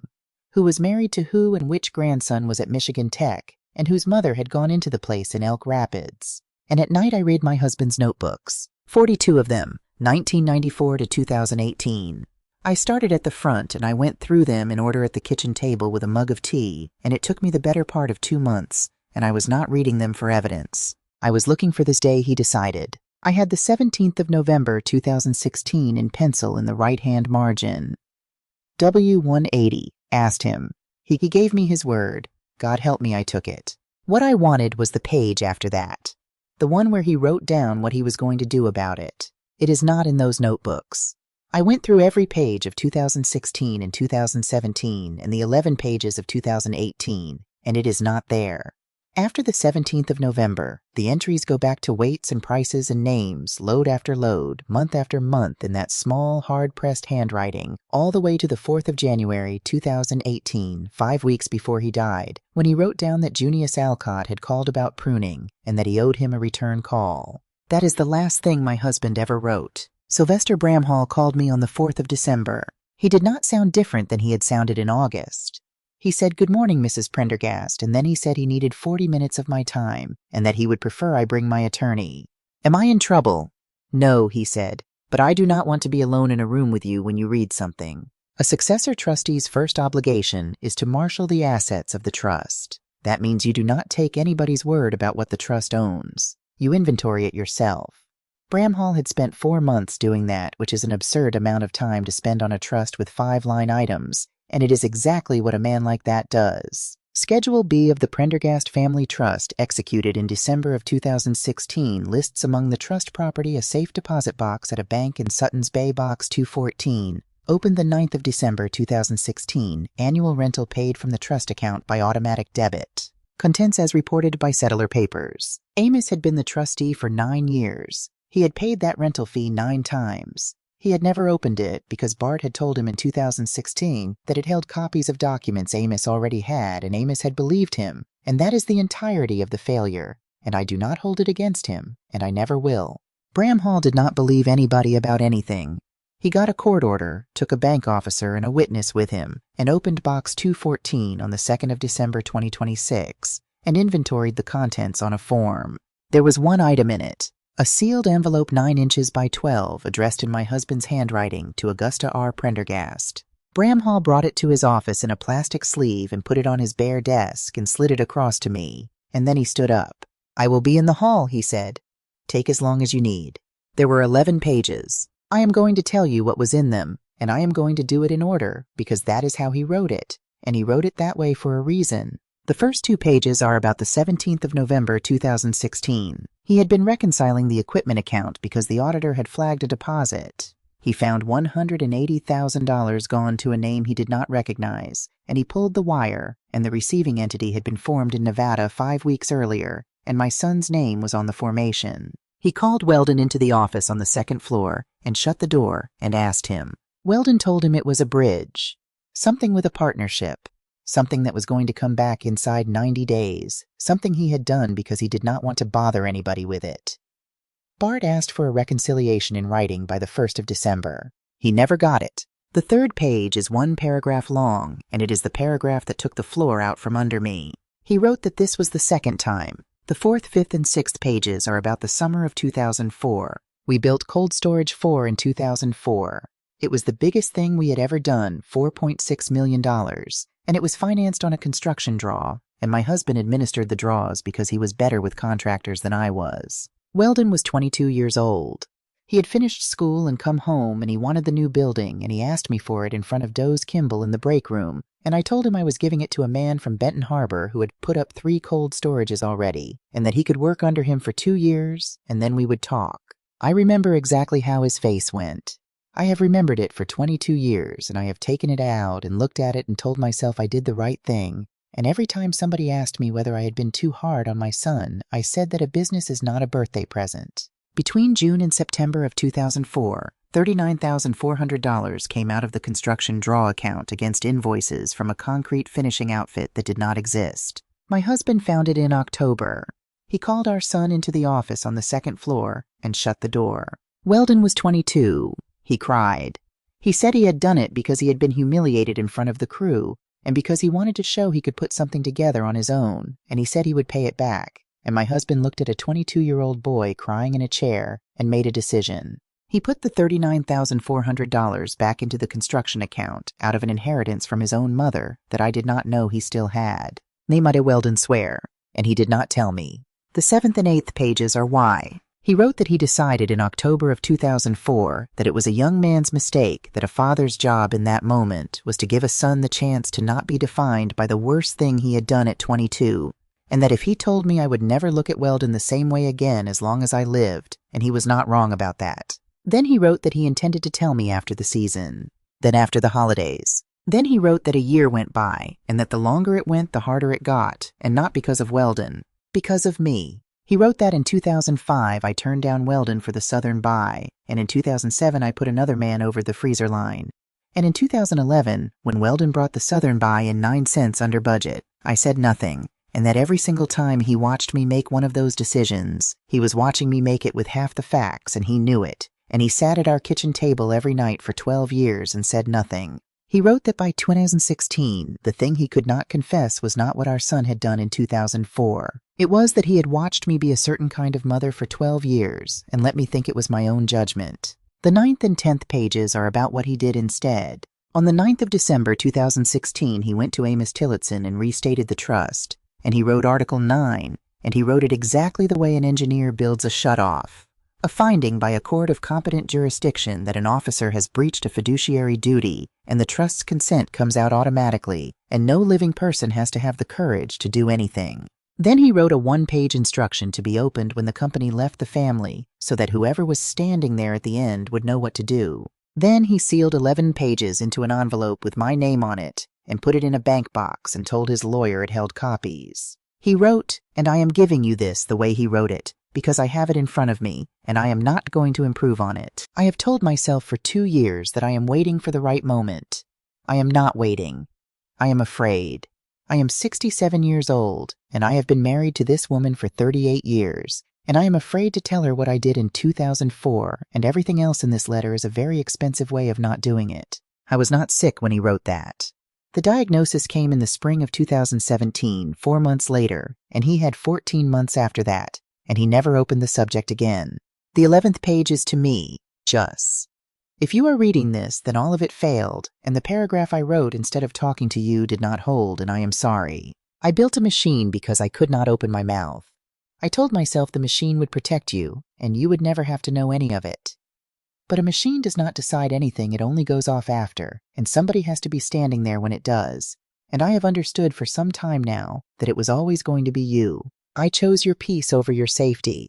I want to write down that I know those are not the same thing. Whatever this has cost by the time you read it, I want it on paper in my own hand that I could have stopped it in October of 2004 with 1 sentence at our own kitchen table, and I did not say it. And every year after that, the sentence got more expensive, and you are the one paying for it. I was wrong about him twice, and I was a coward about you once, and that is the whole of it. I read it 3 times in a stranger's office. Then I went out into the hall where Sylvester Bramhall was standing at a window with his hands behind his back, and I asked him whether there was a place I could sit down that was not his office, and he took me to a small conference room and shut the door and left me in it for an hour and 10 minutes. I am not going to describe that hour. I will tell you the one thing I said out loud in it, because I said it to an empty room, and I have thought about it since. I said, Bart, I would have believed you. Sloan Ridgely was charged on the 18th of December 2026 with 1 count of perjury for the affidavit she filed to obtain a personal protection order. That is not the charge people want. People want her charged with putting me in prison, and I understand that, and I am going to be honest with you about why it did not happen, because the honest version is more useful than the satisfying one. She never touched this criminal case, not once. There is no email, no call, no meeting.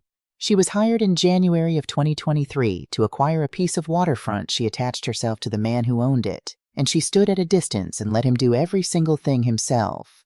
The only crime she committed with her own hands was swearing to 3 incidents in front of a notary, one of which was a photograph she staged, and one of which never happened at all. That is what she went down for, a 2-page form. Meridian terminated the referral and success fee agreement on the 22nd of December, invoked the clawback provision, and sued her in Illinois for the $220,000 they had advanced her against the fee. She had already spent it. There is a default judgment against her now, and it will follow her for 10 years, and it will be renewed. She pleaded to the perjury count in April of 2027 and got probation and restitution, and she will never again hold a real estate license in the state of Michigan or the state of Ohio. And that is all. It is not a satisfying ending.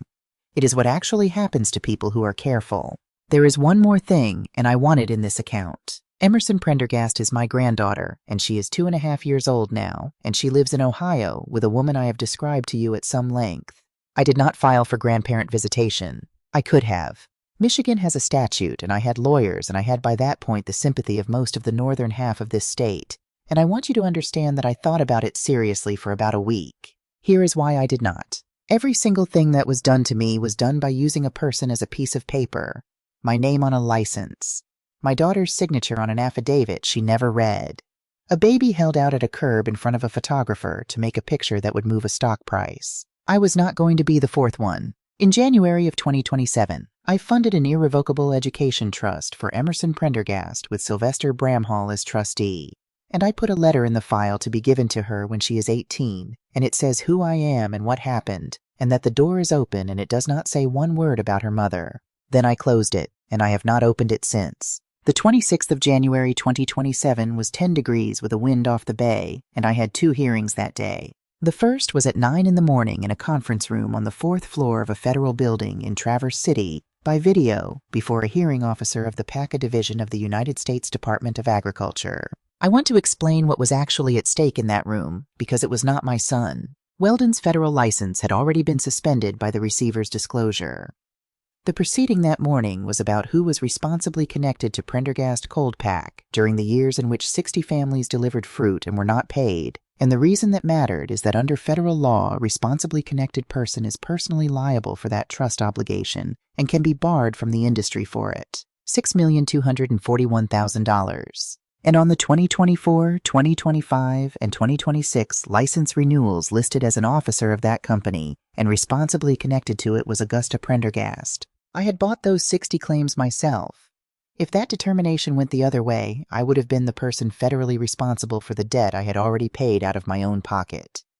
My son would have taken $22.5 million off a closing table and left the growers $6 million standing on his mother exactly as designed, and it would have taken years to unwind. It took 40 minutes. Amos put in the corrections department records establishing where I was on each renewal date. He put in the shareholder register the minute book showing my removal as an officer in October of 2023 and the receiver's certification. The hearing officer asked me one question, which was whether I had at any time between the 9th of September 2023 and the 9th of April 2026 given anyone authority to list me as an officer of that corporation, and I said no. The determination came out 3 weeks later on department letterhead.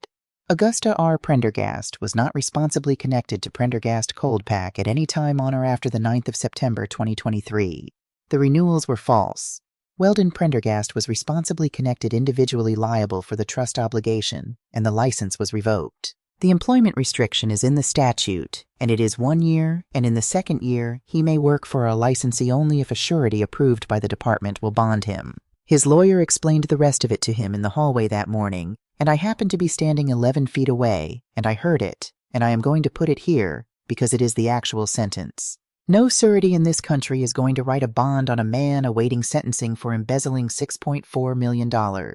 1 year on paper, the rest of it is arithmetic. My son will never work in the produce business again, and the produce business is the only thing he has ever been in, and it is the thing his mother started in a tin shed and built for 48 years, and his father administered the draws on, and he will spend the rest of his life on the outside of the only door his family ever built. I did not do that to him. I want that written down. A hearing officer did it on the strength of 3 pieces of paper he signed with his own hand while I was in a cell. The second hearing was at 1:30 in the afternoon in the 13th Circuit Court before Judge Opal Hargrave. It took 35 minutes, and there was no fight in it at all. Vance Hobart came himself, which he did not have to do. He is 61 years old and has been the prosecutor of that county for 19 years, and he stood up before Amos said a word. Your Honor, he said, the people have reviewed the supplemental report of Detective Sergeant Cusick and the transmittal history. The report was in the possession of the investigating agency and was not disclosed to the defense. Whether or not the failure was intentional, and this office is satisfied that it was not, the obligation was ours. The people do not oppose the motion, and the people will not seek retrial. Judge Hargrave granted the motion. She found that the undisclosed report was material and favorable, and that confidence in the outcome was undermined, and she ordered the conviction and sentence vacated. And then I asked her for the only thing I asked anybody for in this entire matter. Amos had told me not to. He said it would accomplish nothing and might irritate a judge who had just given me everything I came for. I told him I was going to do it anyway, and he could sit down or stand up as he preferred. I stood up and I asked the court to read the judgment of sentence aloud in full into the record before vacating it. Judge Hargrave looked at me for a moment. Mrs. Prendergast, she said, may I ask why? Your Honor, on the 11th of April, 2024, a document was read out loud in this county that said I stole from farmers. 60 families heard it and believed it. 2 of my grandchildren are going to be able to look it up someday. I had my hands on the rail in front of me. I would like the record to contain those words said out loud one more time by this court in this room, and then I would like the same record to say they were false. If it is only crossed out on a piece of paper, then it was never really said out loud that it was wrong. She did not say anything for a second. Then she asked her clerk for the file. She read it herself. She read the caption, and the counts, and the finding of guilt, and the sentence of 24 months, and the restitution order, and the finding that the defendant had abused a position of trust, and it took 4 minutes and 11 seconds, and I stood the entire time. Then she set the file down and said that the judgment was vacated in its entirety, and that the defendant was discharged. And I sat down. That was the moment. Not the injunction, not the license, not the day the receiver walked in. That was it. Everything else in this story is about a company, and I have been asked 100 times since whether it was worth it, and every time I say the same thing, which is that they can have the buildings. The receiver's sale closed on the 11th of April, 2027. The buyer was Leland O. Grower Cold Pack Cooperative Incorporated in February 91 member growers, of whom 60 had delivered fruit to that dock in 2024 and had not been paid. It was financed 3 ways. I converted $5,800,000 of recovered trust proceeds into member equity, which meant I put it into the co-op, and I do not own it, because in a cooperative the members own it, and I am 1 vote out of 91. The receiver carried $3 million on a 7-year note. Farm Credit put up the rest. $29 million had never been real. It was resort money for 1,100 feet of waterfront. A packing house with 4 running lanes on the optical sorter and 1 cold storage left is worth what a packing house is worth, and the co-op paid $8 million for it, and it was a fair price, and both sides knew it. We got cold storage 1 and the equipment and the rail spur and the ground. We did not get 2, 3, or 4. Those belong to a beverage company in Wisconsin and a limited partnership in Chicago, and we lease space in 2 of them at rates that make me ill, and we will be leasing them for a long time. I am not going to tell you that everything came back. Most of it did not. I am not the chief executive of that company. I was asked, and I said no twice, and the second time I said it in a way that ended the conversation. I am 49 years too far into this to pretend I would be able to keep my hands off it, and a cooperative that has an old woman standing behind it is not a cooperative. Nell Fairbanks is the Director of Quality and Grower Relations. She signed her contract on the 14th of April, 2027, which is 3 days after the closing and 5 months after she testified, and Amos put both of those dates in the minutes on purpose. Her son is 10 now, and he had his dental work done in the spring. Doze Kimball runs the floor. He is 62, and his wife is still on dialysis, and he has a pension now that somebody cannot sell. Hollis works on the sorting line. She asked for a job in March. She has an accounting degree and 20 years of office experience, and she did not ask for an office. The general manager offered her the scale house, and she said no. She works the second position on the belt on the morning shift at the same rate as everybody else on that belt, and she has done it since the season opened, and she and I speak on the telephone about once a week, and we have not yet had the conversation we are going to have. I have not forgiven my daughter. I have not said that I have, and I am not going to say it here for the sake of a tidy ending.